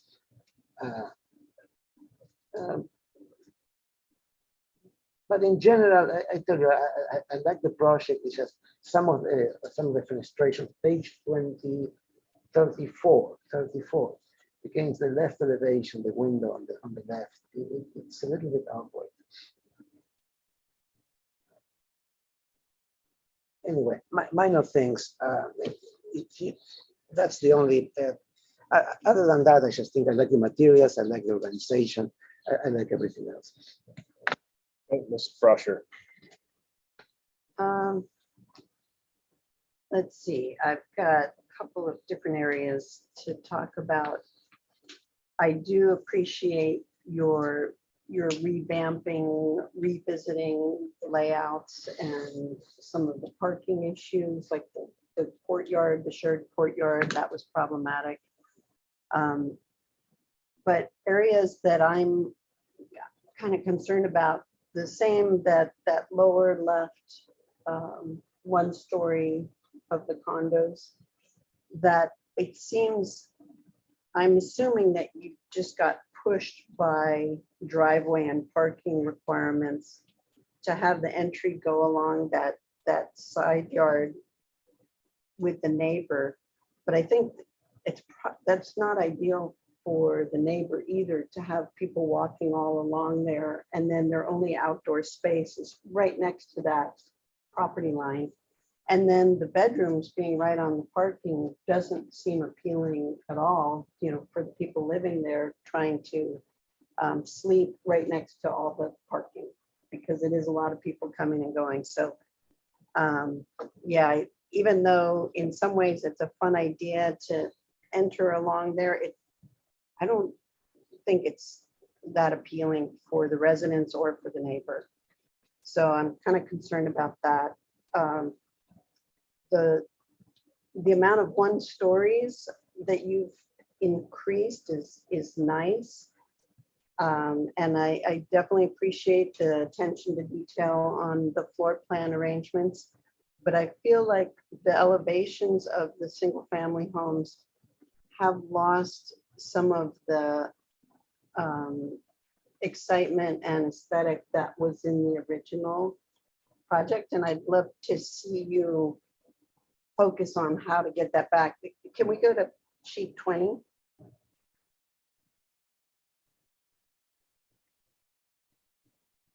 I appreciate you including all the renderings of what was there before. Can we zoom in on the elevation up there?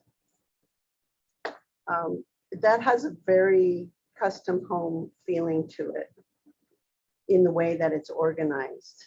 And I'm afraid the first response to, say, go to sheet 24 now, that the elevations feel more like production homes, more bigger roofs covering over floor plan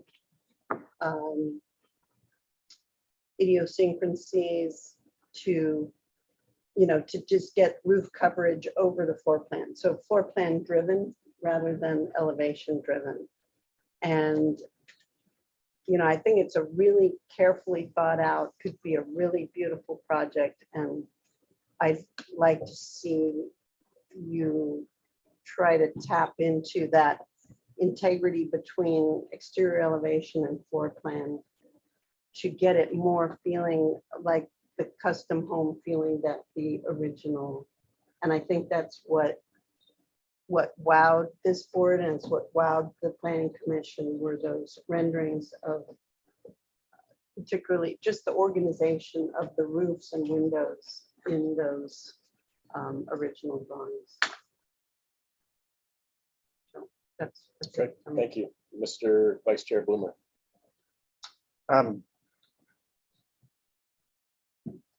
Kind of interested in what Laurie's talking about, and hello,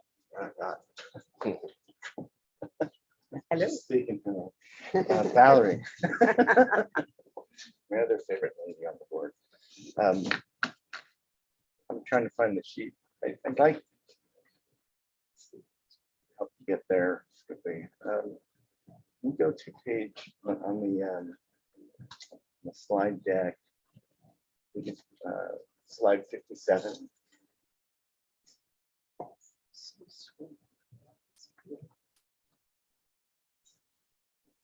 Everything's going slow here all of a sudden. I had it right in front of me. It's like those.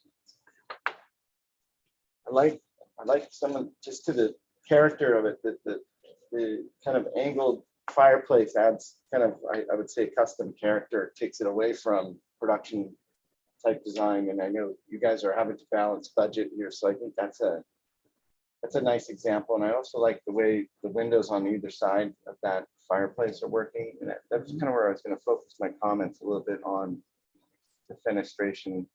Go to slide 54. On the left, it says left elevation. The windows on that forward-facing white painted horizontal sided, you know, the two kind of vertical elements. I think those are really successful in actually trying to achieve that customized look. Having said that, I just want to direct this back to just a couple. I think these are probably reasonable adjustments that can be made to the design to try and continue down that path. There's a rendering on page 37. Sorry. Sorry, 35.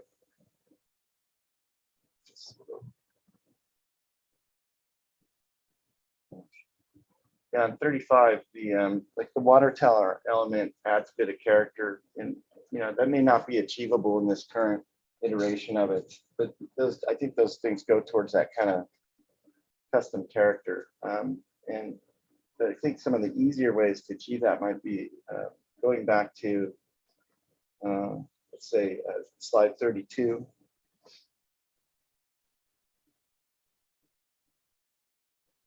If you look at the image, the rendered elevation on the south, your south, in that large square window, and if you go down below that to the front north elevation, that lower square window, there's something I think it's a bit contemporary about that kind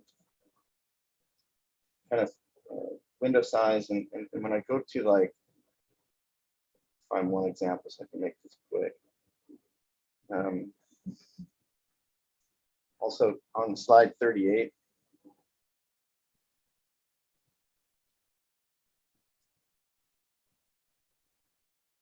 I'm gonna wrap this up, I promise. Sorry. Again, that large bay window, so to speak, or in the center, and then the vertical window to the right, you know, and then the little window in the middle, that kind of variety, I think it's been helping the project. And last comment, just going back to page 51.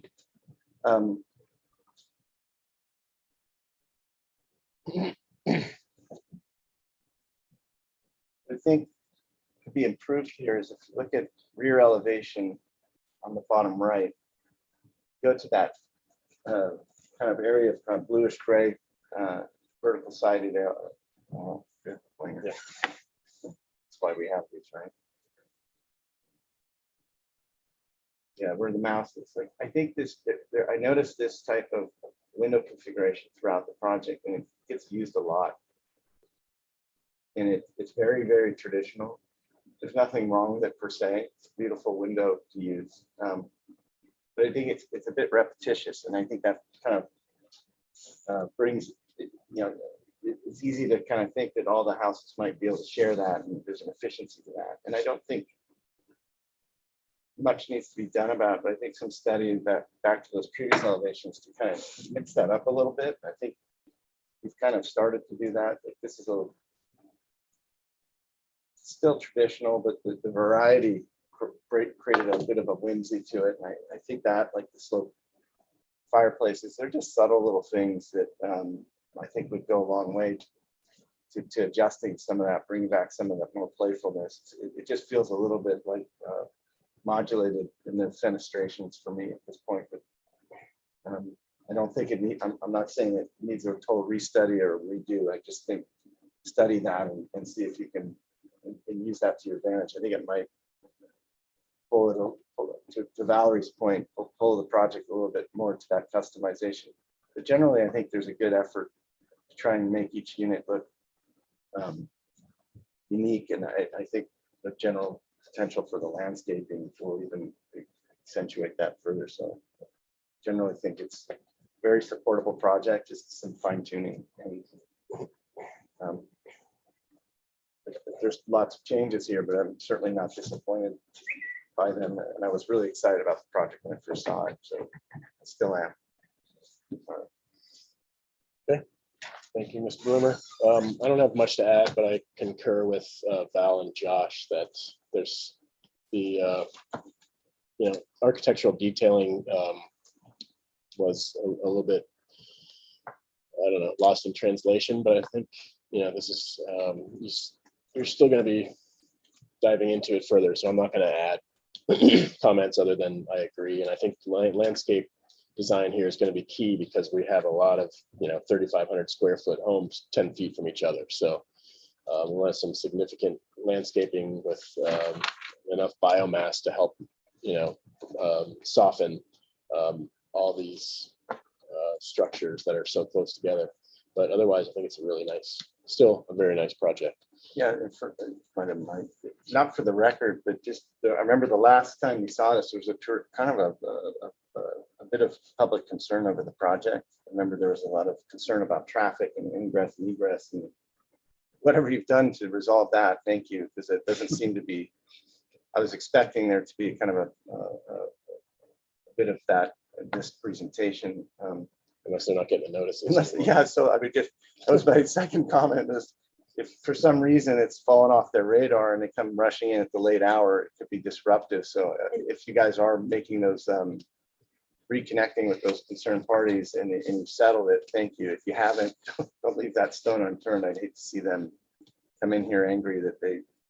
Yeah, I think it evolved when the trail moved up above and the riparian corridors got really developed and the 1 stories next to that all were things they were very animated about. It's absolutely true. And so we worked very closely with the neighbors to reduce the height, to eliminate 2nd story, to move the trail.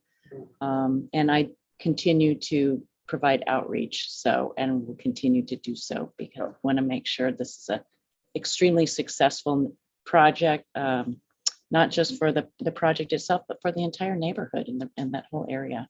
It's important to us. Commend you guys for your work with the neighbors. That's helps us do our job too. So thank you. Okay, so this is here for further conceptual, and so where do you go from here? Are you back to the planning commission at all with it? No, Mr. Chair, we're finished with our entitlement at the Planning Commission. We're in final construction, drawing effort. So our next stop to you, if you're okay with this, would be coming back with preliminary plans and details. Okay, I think we're there. Yes. Yeah. So return for prelim. Great. Thank you. Thank you very much. I think we could have them back for prelim finals. They bring a full package. So I think it's a big project. Okay. Okay. Yeah. So yeah, I think preliminary. I would like to see you try to address some of my comments if you can. I think, by the way, too, just as advisement, like try to spend more time on your next presentation on the exterior, mass bulk to scale, neighborhood compatibility, materials, details, landscape. I think we got a thorough read through on your floor plans and your site plan. I don't think that's being contested. Right. but put a lot of energy towards that, and I think it'll go smoothly.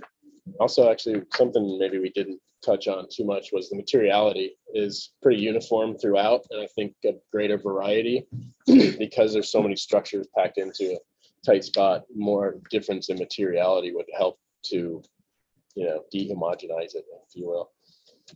I ask a question? I'm going to step up to Mike. All right, just so that our next presentation package doesn't need to be a 200 megabyte file. Do we need to include the previous submitted package as a reference then? Well, we should have You can access include it to as a it. separate file and Yeah. then Okay. we can open it. Okay, that'll be great. You can also separate these files out. Yeah. Okay. Make You them know, more manageable. Reduce the Okay, file size. great. whatever you can do. You have a maximum 15 megabyte.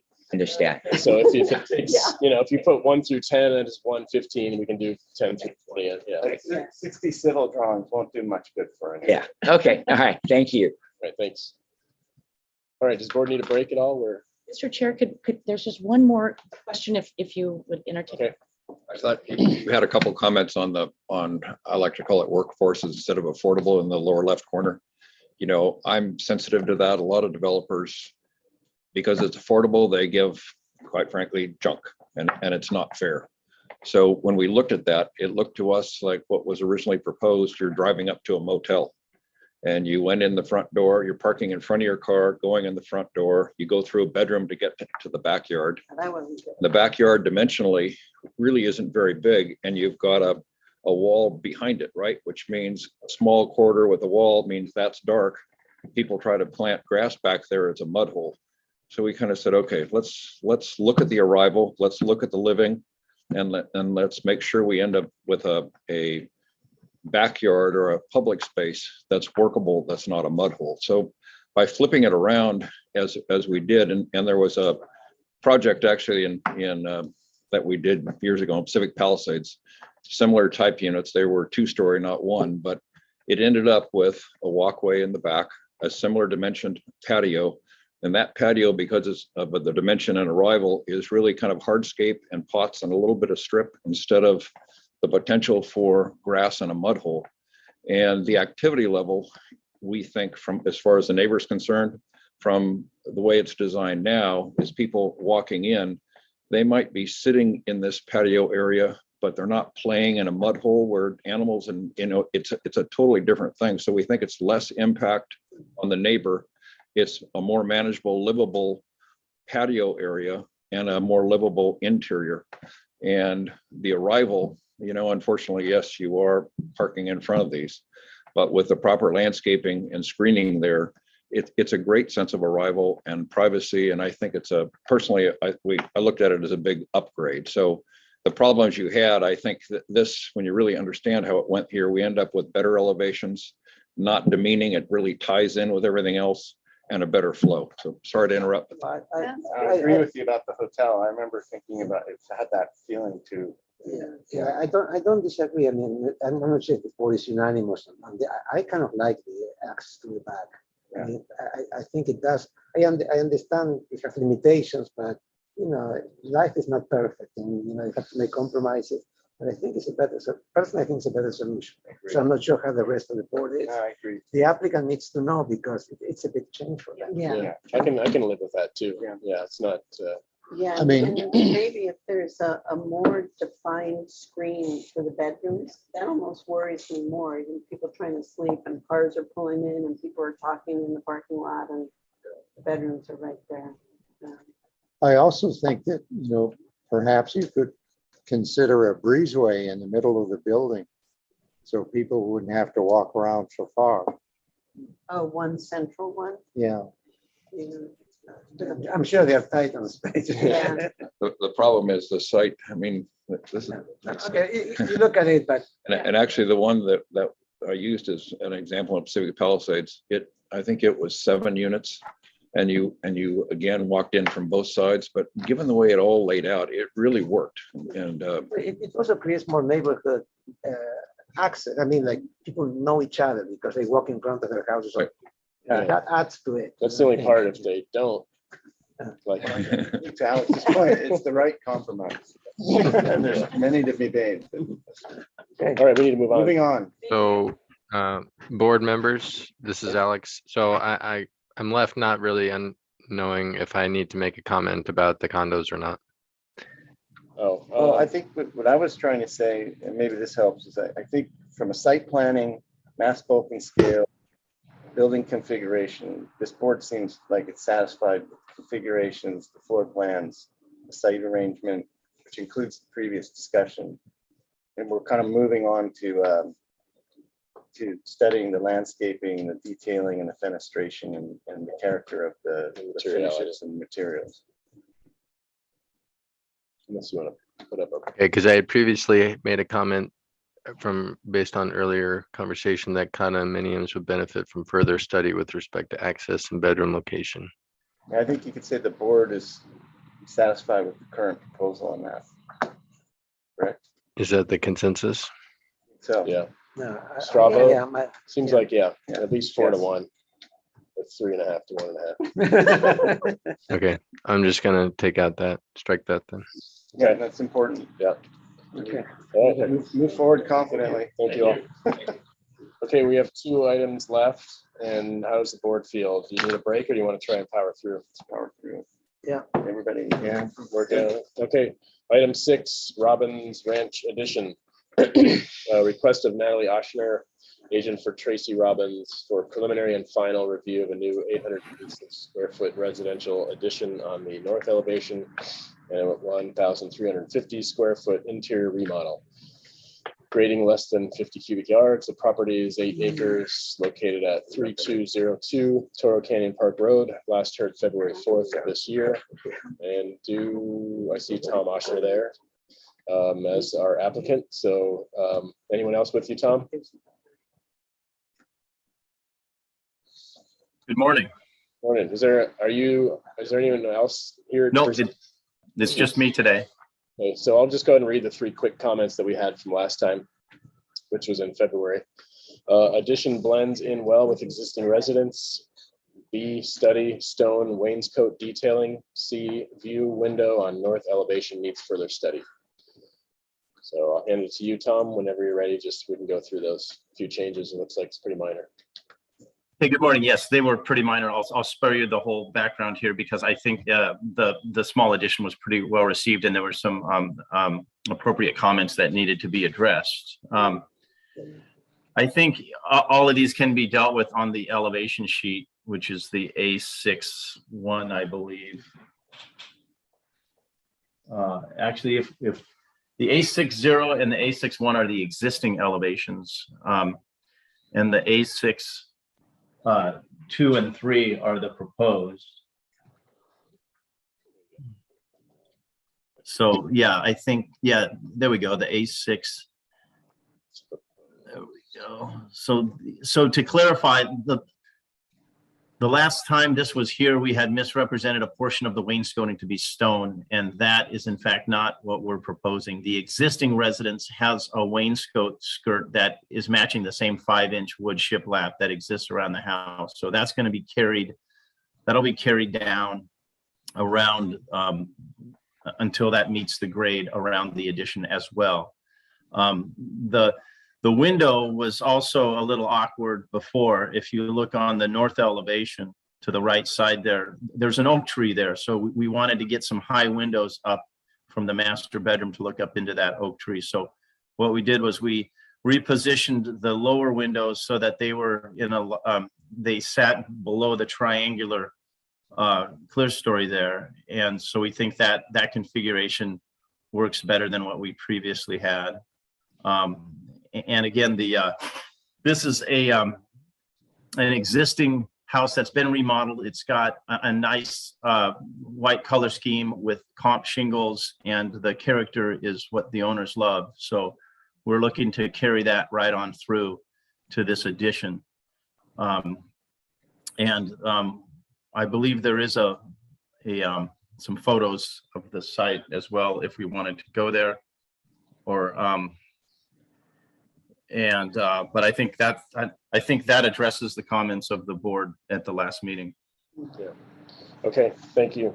Are there any questions from the board. Do you have a straight elevation of the north? Because I think you're showing it at an angle. Do you have like a square elevation of that? Well, yeah, so Alex, the house is kind of funny because it twists and turns like a lot of these old ranch houses do. So every elevation we have is a bit skewed. I would have to draw several of them, but the answer is no. Okay, all right. Okay, any other questions? Okay, public comment. Anyone from the public would like to speak on this? See no one. Back to the board for comments. Again, this is here for preliminary and final review. Do we have details of this? We do, right? Yeah. There's lighting, there's detail, there's a view. Yeah, I have a comment on the that north window is a little bit awkward. You can go back to where we were, David. I was wondering, maybe the easiest thing would be to the triangular window, the transom, maybe it needs to be broken up in 3 pieces rather than 2. I'm not sure exactly. It might work better. That's why I was asking for a straight elevation.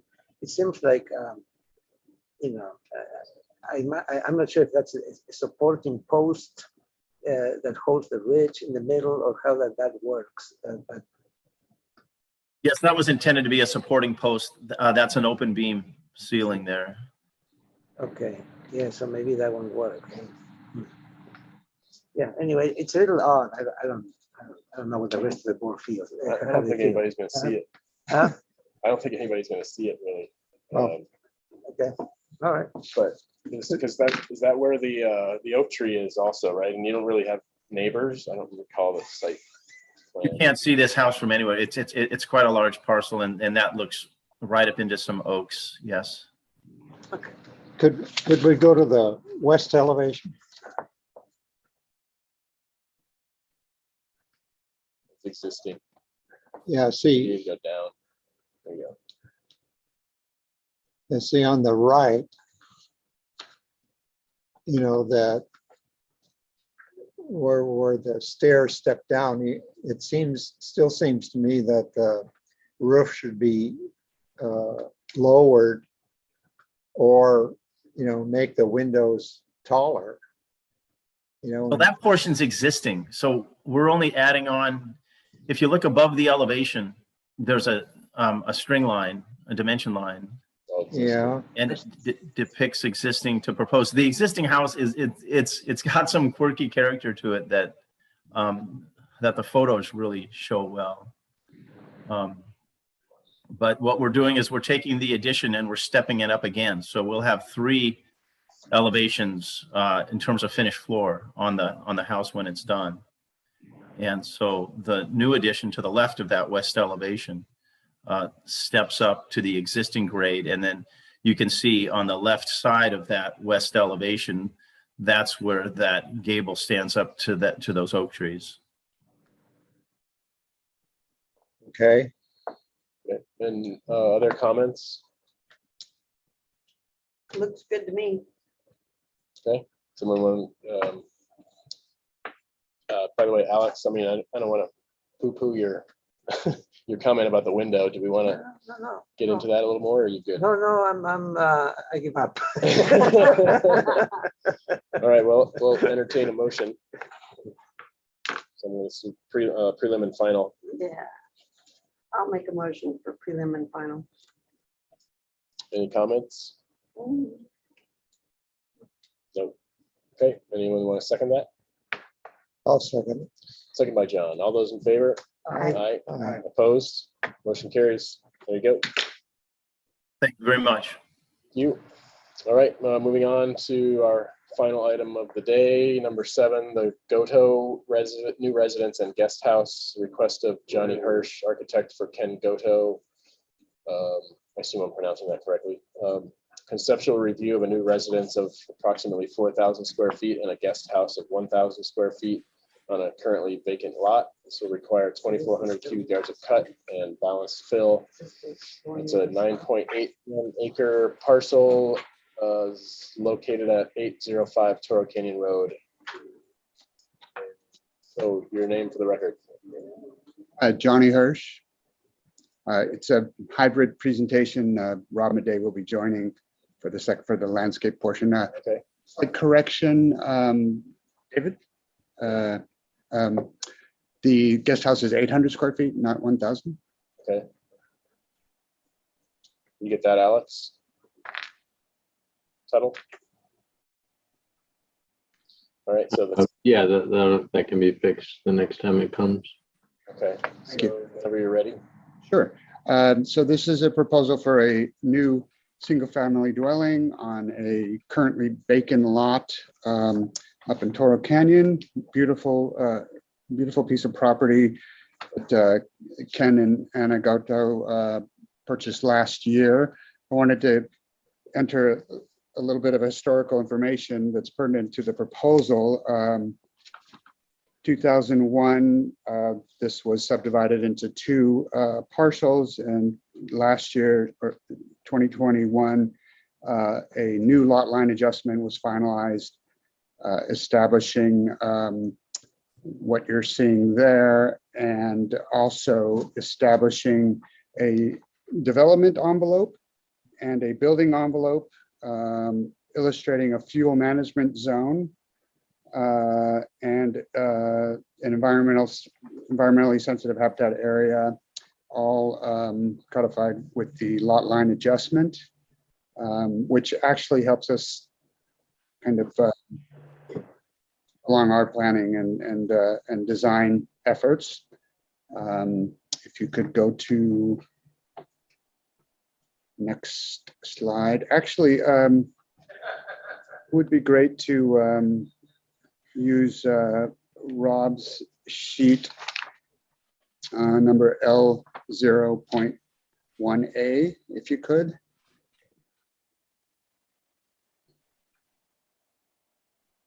It's just a much prettier site plan than mine.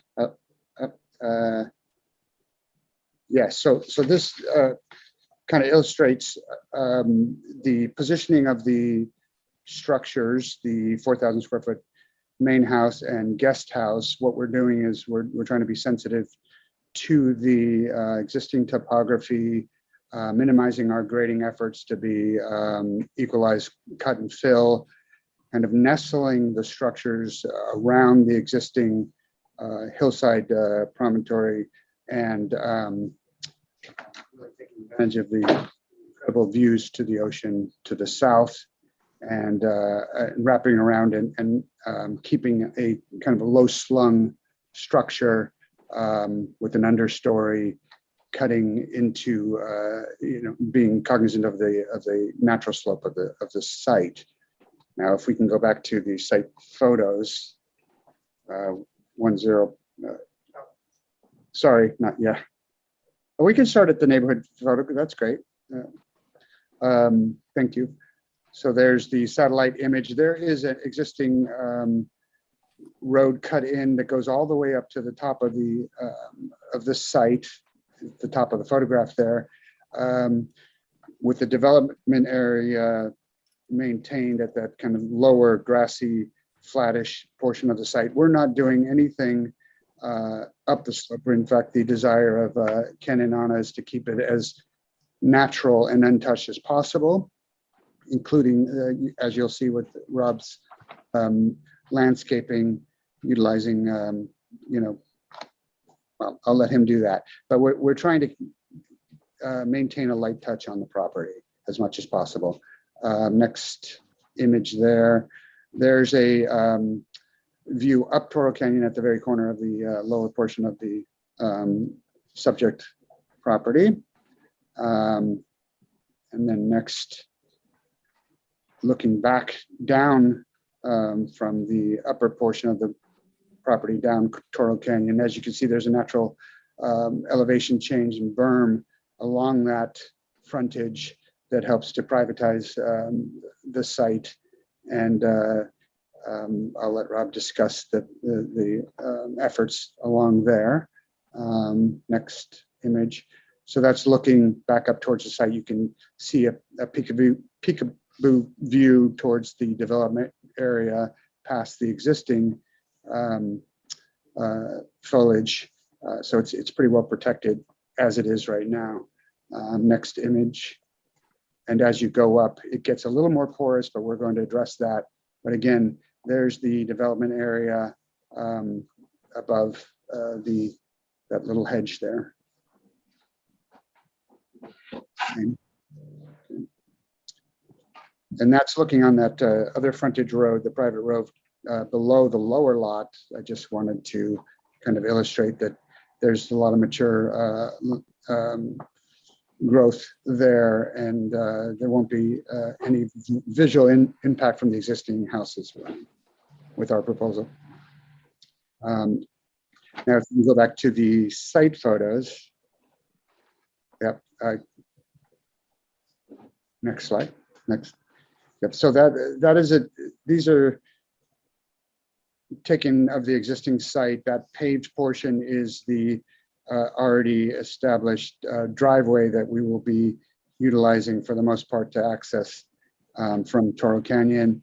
And then the larger image is kind of looking towards the house, towards the view of the ocean. And then the lower left-hand photo is looking back from the lower portion of the lot across the development area. Next page, please. This is some conceptual renderings taken from vantage points, obviously above eye level, kind of drone shots, if you will, the bigger one. But it's showing this low-slung building cutting into the existing grade, with the lower portions following the natural contour of the site.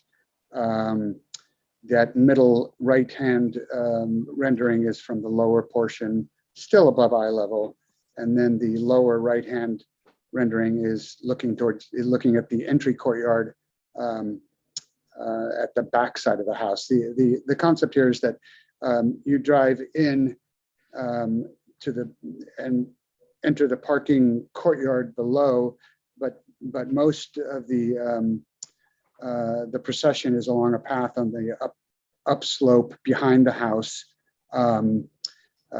which will be illustrated in the landscape drawings, and the majority of the south elevation is glazed to enjoy that view from most of the interior spaces.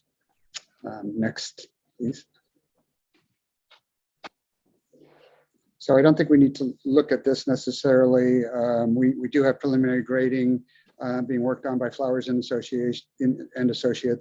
We're trying to get, we're trying to do as much legwork up front to help us along. I've even presented to Summerlin Fire Department, and we're talking about their their portion of the program, the water availabilities there via some nearby fire hydrants. The accessibility is something that we're working through with them to comply. So if we can keep going, preliminary grading. You can go next, please. So the lower portion, this represents the lower portion, the understory. We have a 4-car garage to the top portion with an adjacent workshop and storage. And then there's a space for a gym, and that's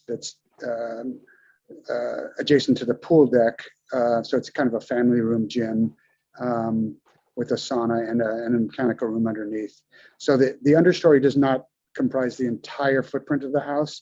It is relegated to the downward slope, so we're minimizing the overall heights of the structure and the kind of the natural low slung effect that we're going for. And then the upper story, next slide, please.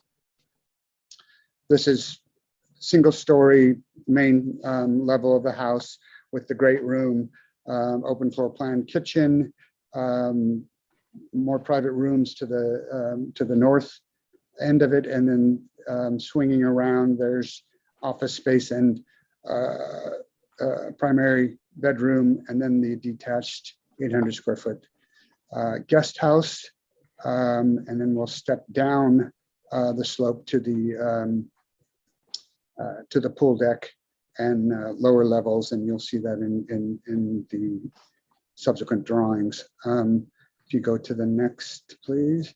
So these are your kind of conceptual static elevations.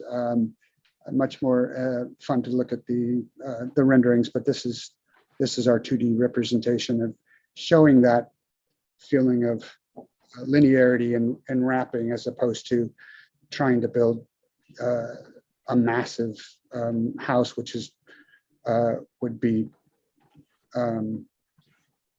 unnatural in this site. And I think the next slides we go to Rob remotely. Thank you, Johnny. Appreciate it. Can you hear me? Great, very good. Yeah, so I think we saw the enlarged version of this, but this sheet simply gives you a sense of the scale of the property. You can see the existing graded road that heads all the way to the top of the site. Beautiful views up there, but not much to be said of that. As Johnny noted, there is an existing asphalt driveway that leads to, I don't know, maybe 100 feet onto the site, and then transitions to a graded compacted base drive all the way up the slope. So we'll be using that existing drive as our access point. Next slide, please. Thank you.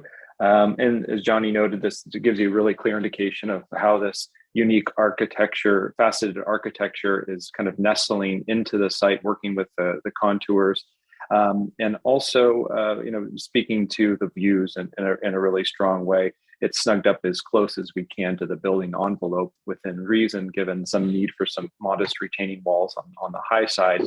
But essentially, the building was set at an elevation to minimize the amount of cut and fill. Then we can actually pop over to the next sheet. That gives us a good sense of the layering of all these different elements onto the site. But you can see it's not your standard approach to a landscape development project, and that goes to what Johnny said in terms of how the clients wanted this to feel as natural and as light touch as possible. So along those lines, you won't see a large graded flat area off the house as you would in many normal occasions. In this case, off of the south side of the house, the most significant development here, if you can call it that, is a pool with a very modest amount of paving around it, but that's stepped down. You can see 2 flights of stairs to the pool elevation from the main house. And then we're trying to essentially surround the pool with native landscape. 2 sides will afford access and function around the pool, and provide a small overhead kind of built structure there for shade on those southern exposures, hot days. You can see there's a handful of retaining walls on this, actually just 2 retaining walls that are required on that south side to give a little bit of flat space. And those are picking up on the faceted architecture forms in the architecture. And those are likely clad in stone walls. And in subsequent pages, you'll see the heights of those proposed retaining walls. On the north side, so essentially the entry side of the home, as Johnny mentioned, the motor court is on the opposite side of this kind of guest sequence. And this is a really unique project in that the guest parking is actually not at the end of the driveway at the motor court where the 4-car garage is. There's a large pullout. If you pan your screen over to the right, there's a, there you go. Kind of where that hammerhead is, and you can see 3 cars shadowed in there.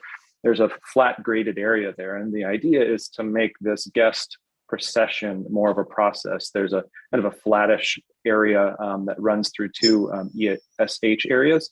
So we're going to make this just a really fantastic walking experience through open landscape. And you enjoy views of the home unfolding as you make your way to the house. And then it swings into the back side of the house where you have beautiful eucalyptus grove up to your right and native plantings. And then there's a small amount of retaining work that's required just to create some flat space around the house, and some paving up to the front door. So pretty modest. And there's also a small little naturalized connection from that walkway to the motor court below. The driveway, as Johnny mentioned, we're working through carp summerland fire there. I imagine there'll be a few small updates as we go through this, but by and large, it's coming along well. In terms of the the frontage of what can be seen from Toro Canyon. Johnny's site photos, I think, did a pretty good job. Essentially, he took photos of the few places where you can see the open developable area where the house will be located. So our plan is to go through and infill that to the extent possible. We want to keep the charm and the look and feel of everything that's happened along Toro Canyon Road there. All along the road, there's an existing Myoporm hedge. It's the wrong plant there. It's actually sickly and not doing well. It's much happier on the south edge of the property where it's receiving full sun. So our plan is to pull out that thinning Myoporm hedge and kind of replace it with a dense Rus and Toyon hedge all the way through there, and also start to build in some more oak canopy through that space and pick up on the successful elements that are happening through there. The entry off of Toro Canyon to through the site, there's going to be a plan for a modest development of a gate there, and and on the back side of that, some utility area for trash and recycling. I think we could pop to the next sheet, please. So that was mainly focusing on the hardscape. And then this sheet is giving you a sense of kind of where we're going to be touching the site from a planting approach. And just because you see a lot of green doesn't mean it's going to be really intense planting here. Hopefully it'll be the opposite direction, but likely lots of grassland and kind of annuals and seeded areas on these areas that have been that are proposed to be graded, and then with real key locations of dense plantings like along the road and trees in certain areas to provide some protection from neighbors and the road. And just we can make this as private as possible. You can see there's a small, kind of a darker green adjacent to the pool. There's the idea of some sort of grassy meadow there that will run through and thread around the building. Again, speaking with this kind of faceted language. And some of those architectural forms occur in the landscape in places. Next sheet, please.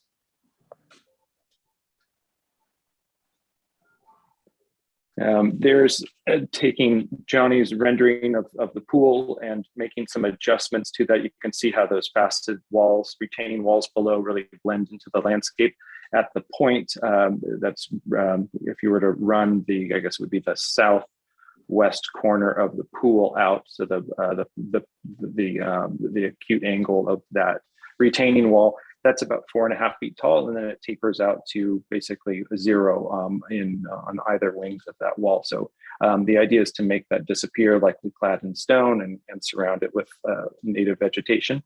And hopefully these sections give you a good sense of the balanced approach to the building siting and the program pieces, where those are located and how all this works out. So the top section gives you a cut through the house, through the pool, and then down to the southern property line. And the bottom section gives you a cut through essentially the driveway motor court space. So you get a sense of the proximity of the house, location of the driveway, and Toro Canyon Road below. And you can see the extent of the area that we have to work with the existing vegetation and proposed vegetation to create that dense buffer along Toro Canyon Road. And with that, I think I'll hand it back to Johnny if he has anything to add. I do, if you don't mind. In terms of the materiality, we're looking at a very subtle palette. My initial concept for the site is that we had these almost found archaeological Santa Barbara sandstone pieces that are strategically kind of cutting through the building, showing up on the interior in places, and also creating a sense of a landing for the structure above. So we have cut sandstone. We will have a metal cladding system that we're developing, as well as a integral color plaster, and that's we're discussing some wood at the garage doors, but that's still up for discussion, and that would be a western red cedar. What are you thinking color wise? Color-wise for the plaster or for this? I mean, I guess I'm looking at the big roof overhang and it looks white. Right. That's almost a placeholder right now, but the roof material is a TPO membrane type of roof, cool roof, they call it, which, in terms of environmentally and energy efficiency, white is good. It doesn't mean it's bright reflected white. It's white in color, but kind of a dulled white. If we are going with that for the roofing system, I would want that to read the ceiling and the roof to read as that undulating plane. So it would be white tones. When I say white, it's integral color plaster, so it's mottled and softer than a white. So one more thing, sorry. The concept of the build for this is a hybrid site built and modular construction. So we are planning on, and that again is a desire of Ken and Anna to be respectful of the environment, and it's a greener way to build. There's a local company that we're talking to, so even the travel distance is considered for the modular portion of the build. Good. So let's bring it back to the board for questions. Val? So I think I have questions. Okay, Alex? Yeah, can you go back to the renderings of the elevations, the other renderings up there? No, it's up. Renderings. Yeah. Keep going. They're on the front, right, the top.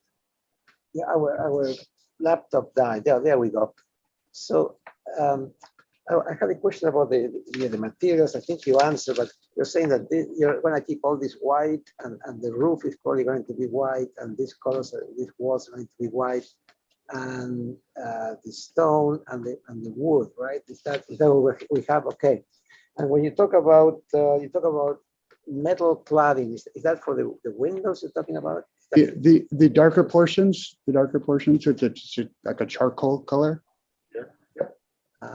That is, thinking about fire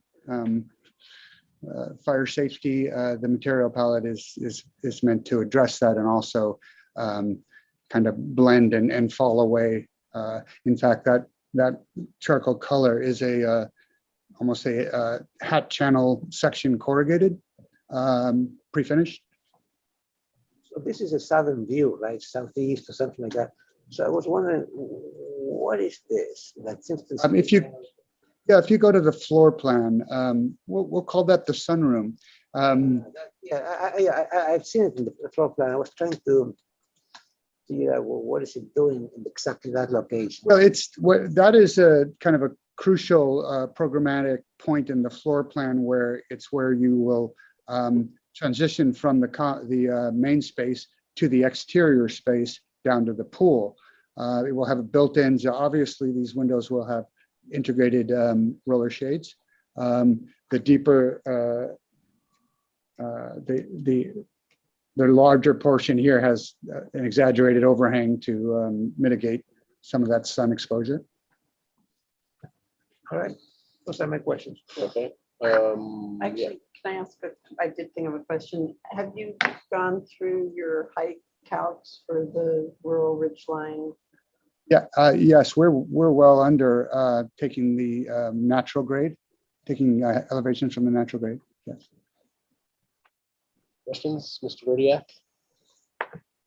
No questions. Mr. Bloomer? All right, I had a couple. Can you run through maybe this question for Rob, some of the retaining wall heights? You talked about the one by the pool. What else do you have going on, like behind the house, for instance, and other retaining walls? Sure, I'm happy to hop on and answer that. Maybe if you advance another sheet or two. Yeah, thank you. If you zoom in here. Yeah, so we discussed the pool retaining wall. There's also we'll call it a leveling wall that's just to the east of that, where you can see a small seating area there. That's about a 2-foot wall there. There is a retaining wall that's required to create some open space on the walk entry side of the house. That ranges in height from, I don't know, call it 3 feet to, it probably averages around 3.5 or 4 feet tall through that section. And then along the driveway, there's going to be a retaining wall that's required through there. And that's generally speaking around 2 feet, 24 inches to 30 inches tall throughout. Okay, what's the material for these walls? It's the same stucco, or? The thinking for all of these, well, for the retaining wall along the driveway and the retaining walls on the south side, the landscape site walls, that would be stone. Okay, and what are the little ends on the driveway, on those little planters? I saw trees in those. Yeah, exactly. The thinking there was to break up portions of that wall so it's not so long, and have some planters that kind of bust through there in a way, and those would be planted elements throughout the way, and that material would likely pick up, would deviate from the stone potentially, and maybe pick up with one of the architectural materials. And those planters would again be about 24 inches to 30 inches tall, so quite low slung. And the idea is to have planting spill over and over the top of those. Okay, and you said, I'm just looking at the fire turnaround being so far from the house, but you said you have not been to fire department yet, so that may change. Yes, we're doing, you're exactly right. We're doing a pre-permit review right now. The fire department wants to come right here. Yeah. So they have a hose that goes around, and Yeah. This doesn't seem 150 feet. Well, they have to back to the hammerhead. Yeah. So we'll see what we're conceptually looking at there is potentially another a hammerhead, call it parallel to the north face of the garage. If that makes sense. Well, actually, the long leg of the hammerhead would be parallel to the eastern edge of the driveway, and it could snug right in there quite successfully. Okay. Any other questions? Oh, okay. Is there anyone from the public that would like to speak on this item? I see no attendees and no one in the audience. So back to the board for comments, beginning with Ms. Froscher. Well, I think it's a really nice project. I like the intent of keeping it very naturalistic. I just want to mention to you that I assume you're going to have very high performance glass in your windows, but the southern sun up in the hills here is brutal. And generally, a little more down on the south and up on the north really works very well, because you've got the mountain behind you, so you get to see more of that, and you get more protection, because in the winter the sun is low and it will blaze in there. So I've lived at this elevation for many years, and it's no joke what happens up in the mountains here. Okay, Mr. Peugeot. Yeah, I have similar thoughts. Well, first of all, the color, the white scares me a little bit, especially the membrane. I'm not sure who will see this from above. Yeah, but I would mention that too. I feel uncomfortable. I need, I'm gonna need some reassurance that nobody can ever be able to see this from above. I'm not, I don't know how it is. It's a present setting. We don't approve white roofs usually. They have to Up in the mountains. Yeah. Yeah, because there's so many opportunities to view from above.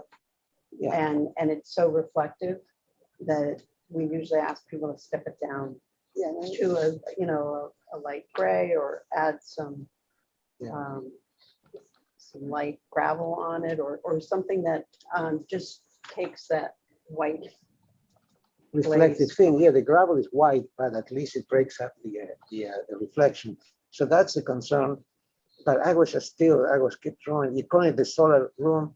Yeah, I would call it the where you send somebody for punishment, because this is not going to be a pleasant room regardless.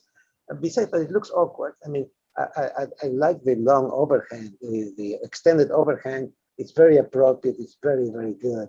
Yeah, I would put more if it was up to me. But this thing denying it looks awkward and it looks unnatural in terms of the how the building is supposed to react to the environment. Like, 4, 6, 8 feet overhangs are good, especially in this type of thing. And having zero overhang on that sticking out, I don't know. It doesn't seem to belong in this building, with this building. That's my take. Mr. Kodiak? Well, I agree with those comments, but it seems to me that, you tucked it very well into all the contours. And so it becomes kind of an irregular shape, which I think is successful. And you've got some really nice spaces, but it would seem to me covering the whole thing with one roof in one plane, a flat roof, doesn't really reflect the space planning in a sense. It seems like maybe the building should, the roof should undulate a little bit to reflect the random nature of the contours that you followed. I guess what I'm saying is that it seems like, the roof, the building doesn't match the planning. I mean, is it appropriate to respond or should I wait? I'll give you a minute after the comments. So anyway, that would be my comment. I think you've made some really nice spaces here. I think that the entrance in the back of the house, as your landscape architect pointed out, is going to be difficult, and that's important to make that work because it's so far away from the thing. But anyway, that's a problem that you're already aware of. That'd be my comment. Okay, Mr. Bloomer. Well, first of all, I think this is an exceedingly beautiful site.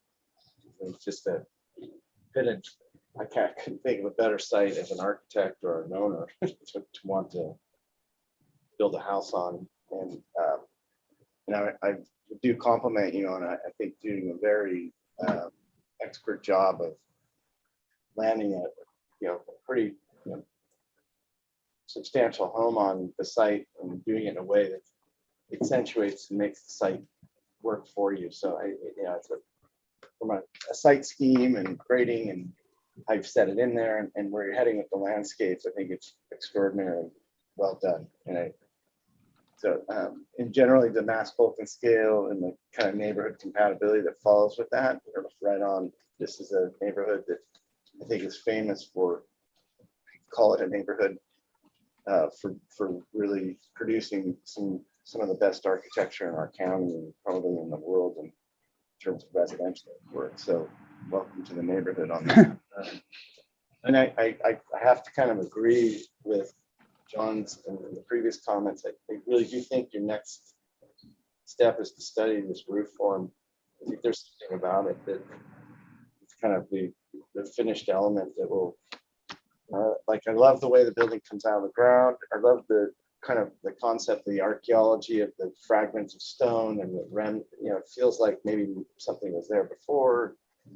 And the way the floor planes and the glazing and the twists and turns of the building, those are all really successful. And I think that roof, and I know you're going to get into some structural issues and all kinds of waterproofing issues, but maybe that's the move, is to get with your structural engineer, figure out what makes that roof work functionally, and see what the form looks like when it follows that. And I think really thinking about the the softened material underneath, like whether it could be, like you said, it's a placeholder. So it could be so many beautiful things.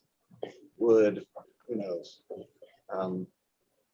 But I think it's the one defining character of the house when you look at it from as the approach, is that, it's kind of hard to get your head around. It's what kind of the way the building works, unless you're floating in the air above it. And that roof. You know, if you can, I don't think you need any advice from me to study it, is all I would say, and see if you can get it where it needs to be. If you can do what you've done with the rest of the house, I'm sure it'll be awesome. That's my comment. Okay. And I love the landscape, especially that bottom right image, the approach, the transparency of the house. Really, that's a significant architectural move there that really, really makes this house special. All right, thank you. Oh, by the way, one more comment. I do think, this isn't, for the record, this is architect to architect. I think pushing those eaves out a little bit, being a little, you know, I don't think it's gonna affect the mass bulk and scale. It might create more apparent development. I wouldn't be afraid to throw it out there a little further, more dramatically. If you haven't done any really intense solar studies on this, that might be a fun exercise to do, because it's really not our purview to kind of try and control your energy use, but you're going to have some pretty significant solar gain on this thing. And I would look at it. That's not for the record. It's just one guy talking enough. Just one follow-up. Oh, sorry. Anything else? Not yet. Not yet. Okay. Let's hurry this up. I'm getting hungry. Yeah. I know Alex is. All right. So my comments, I'm not quite as enamored with it as everyone else. I mean, my concern is the view from Toro Canyon, and this is an extremely, it looks like one residence, even though the guest house is slightly separated from it. It just appears to be one house, and it's extremely long. So we're looking at 150 feet long, I guess. So the view from Toro Canyon with a white roof, I'm just afraid that it's going to really pop out there. I guess I do have a comment now. Well, hold on. So I actually think that you could break the roof between the house and the guest, or what is it, the guest house, I guess, or something, just so that this doesn't appear to be such a long house. And so that's where I think the screening from Toro Canyon is going to be crucial. And so if you can demonstrate that that's going to happen, then, you know, I can probably back off it a little bit, but I'm concerned about the white sticking out too much. And so I think a photo sim from the view from Toro Canyon would be in order for sure. Story poles, I think, are going to be important for this down the road. But to me, the long, severe lines through the landscape it's a little hard to swallow. For me, I understand. I love the style of the house. And I'm also concerned about the lantern effect, given how much window there is facing Toro Canyon Road. And let's see, site, photo sim. And so I think maybe more earth tones might be in order. I'm just not sure about the white. But, and then I guess I looked at the grading plan first, and I was going to say it needs more undulation, especially around the pool. The pool pushes out, so there's really, it looks like an engineered slope, but I think it looks like Rob has taken that and broken that up a little. So I would just encourage additional undulation with the grading on the outer part of the pad, the building pad. And so that's pretty much it. Given that the pool gets pushed out further away from the house, it accentuates that, the pushing of the, you know, the grading out towards the road. So just study that, and it might be that the pool moves a little bit. You already have funky angles everywhere, and so anyway, just look at those items. But the most important thing I'm worried about is the view from Toro Canyon and the severe lines in the landscape there, and the screening from the road. There are 2,400 cubic yards of cut and fill. Right? Yeah. So where is it happen? Where is the cut and fill happen? On the south side, or in the north side of the site, or under the house? Yeah, where are you cutting mostly? Because I was wondering the same thing. It almost seems like if you go to the site section, Rob's site section. Up one. Well, down towards the bottom, right? Yeah. Yeah, because in those sections, it didn't seem like there was that much cut, and it almost could be nestled even further into the hillside. But Yep, you were there. You were there. down one. There you go. Okay, so you can see that the red line is the existing grade.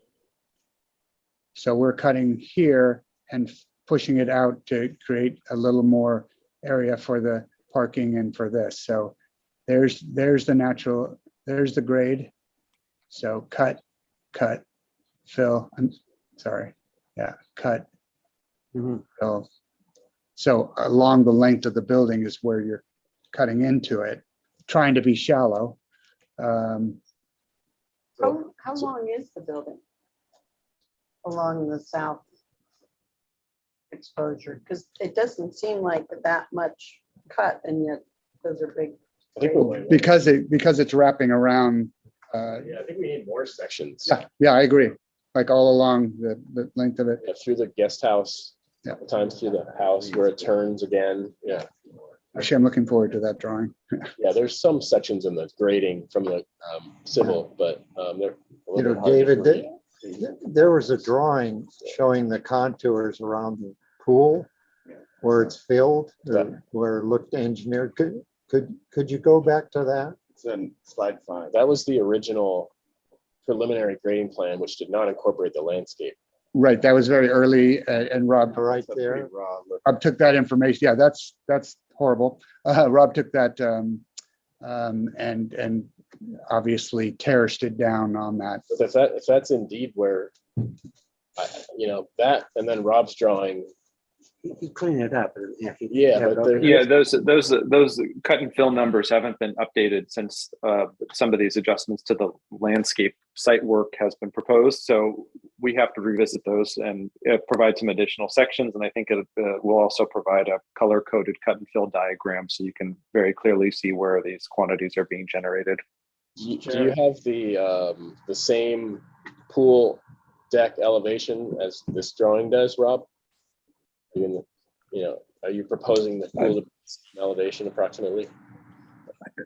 Can you read it on your screen?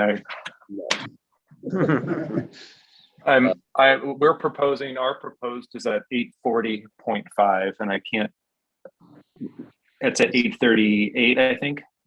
Okay. So we're actually, we eliminated a handful of those steps and pulled it up a touch from there. And really what we were trying to do is get rid of this engineered graded approach to the site on the driveway side and also the pool side.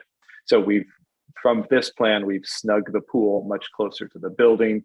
We eliminated the paving on the south side of the pool and integrated that kind of mid-terrace retaining wall to reduce the runoff grading down to the southern edge of the property line. Yeah, just looking at your preliminary grading, there were just a lot less topo lines.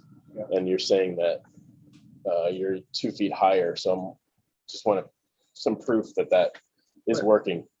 I think it's a comment should go in the record that to update, when you come back, we need a coordinated civil landscape and architectural sheets but I wanted to reiterate too I think where this project's at is that you've kind of got an indication that there's doesn't seem to be an exception taken to the overall approach to design. So it's probably just, I think, really important that this feels like it really fits into the Toro Canyon neighborhood. So it's not just viewing it from the road, but from adjacent properties. And I think I'd like to have you come back with like a real study that shows the different vantage points from neighboring properties, neighboring vistas, it's not, you really know where you can see this from the public vantage point, but then there's also considering other properties that have invested themselves in that view. And I am concerned with the rest of the board that having a big white, Does the board entertain site visits with story poles and so? Well, not yet. Yeah. I think there's. No, I mean. Yeah, but I think we're going to need that. Yes. Yeah. Yeah. And even what are the views from Vista Linda? There's a lot of homes up in there. It's a private drive, but it rises up. I know that property well. And I mean, so as you're driving down Vista Lynn, are you looking right over at the guest house and the big, So do lines you- of the roof? So Sure, do you think that like that's the next step for this? I mean, are we there yet? You want to have them come back with another swing in it and then story pole, string line, a little bit of the roof, or I don't think it needs a full on. Well, he doesn't have a planner yet, so he's got some stuff. And I think for the record, we are in for a planning consult with Veronica King. I'm not sure if she'll be assigned to it. And just a couple things for the record. The roof plane is a undulating plane that I haven't, it's incumbent upon me to show you what that is. It's completely copacetic with the floor plan. It's almost like a stealth, like an origami. Okay, sorry. Yeah. I think that, that's the study, so just bring it back to that. But I'm just trying to give you a kind of a preliminary, or like a understanding the pathway. I think that sounds like coming back with our comments. And after that, I think we should start to plan for like a site visit, story pole, and then. Yeah. So I think return for further conceptual and Alex Tuttle, that was a lot. So you want me to read to you what I got? Yeah. Nice project, mass bulk and scale and site planning appear acceptable. Study opportunities to address sun exposure on south elevation. Need reassurance that white roof will not cause reflectivity issues if viewed from above. Area on south elevation lacking overhang needs further study. Consider more undulation with the roof form to reflect undulation of building layout. Consider separating roof between residence and guest house to break up long elevation. One member concerned with view impacts from Toro Canyon Road. Provide studies showing views into the site from different vantage points. Landscape screening will be important to screen views from Toro Canyon Road. Study opportunities for additional undulation with grading around building pad. Provide more site sections and fully developed grading plan. Coordinating civil, architectural, and landscape sheets. Hold on. Can you have one more to that? There's also the fire department issue of which may change the layout. And I don't think it was just one board concerned with the views. I got a lot of heads nodding for that. Add to the comment about the white roof. Can you add a comment onto the end of that to consider, more earth tone materials? Okay. Gravel, does it diminish the reflectivity of the roof, or how? I think with the modern house construction schemes, I think we can be assured that the insulation values can be overcome the heat effect. And I don't think this is not a commercial building like a warehouse that needs a white built up roof to maintain energy code, Okay. You know what I'm saying? Like, I think the compactness and the thing, I think he's got other options there. I think we can. I don't think a white roof in Toro Canyon is. Yeah, right. No, that's the question. Yeah. Okay. All right. So we thank you, Alex. So that's I would say return for further conceptual. And also, did you mention in your comments that site visit and story poles will be necessary? Eventually, or what? Yeah, whatever we worded it last time. All right. Okay. Thank you. All right. Thank you. Thanks. Thank you. This is what we say when we like it, was it? You should I know when you guys don't like it. You should hear what we say. Thank you. All right, so that was our final item. Does someone want to make a motion to adjourn? Any final business? Any final discussion? Okay. No. Anybody know that they're not going to be here next time? Yes. Yes. How do we create alternates so that we can go on vacation and not have to? Oh, wait. Gee, we're talking about. No, I'll be here next time. I'm going to be out from the 24th of this month to the 12th next month, just for scheduling Okay, purposes. so we have one not here next week. Is that, well, I'm only missing one. And Okay. I'll be gone the first week of August. And I'll be- Whenever there's, as far as the beginning of August, I'm gone the first 2 weeks. Better email it so it's easier. Yeah, I mean, Yeah. David always asks, so. I'm gonna be gone too, but I tuck it into the 2-week. Yeah, well, you're. Like any smart, intelligent It's because you care. human being would do. I'm fleeing the scene. It's 'cause you care about our community. So someone want to make a motion to adjourn? I would like to make a motion. I'll second. All right, all those in favor? All right. I, Thank you. So David, I'll be out of the office. I'll be out on the 8th. And I guess, I'll be gone the second half of September. Let's let's see, see, yeah. Now, Chris? Yeah. You have a lunch. Really? Yes, because it's 12:30 and you finished it at 12:30. Oh, yeah. Excellent, right?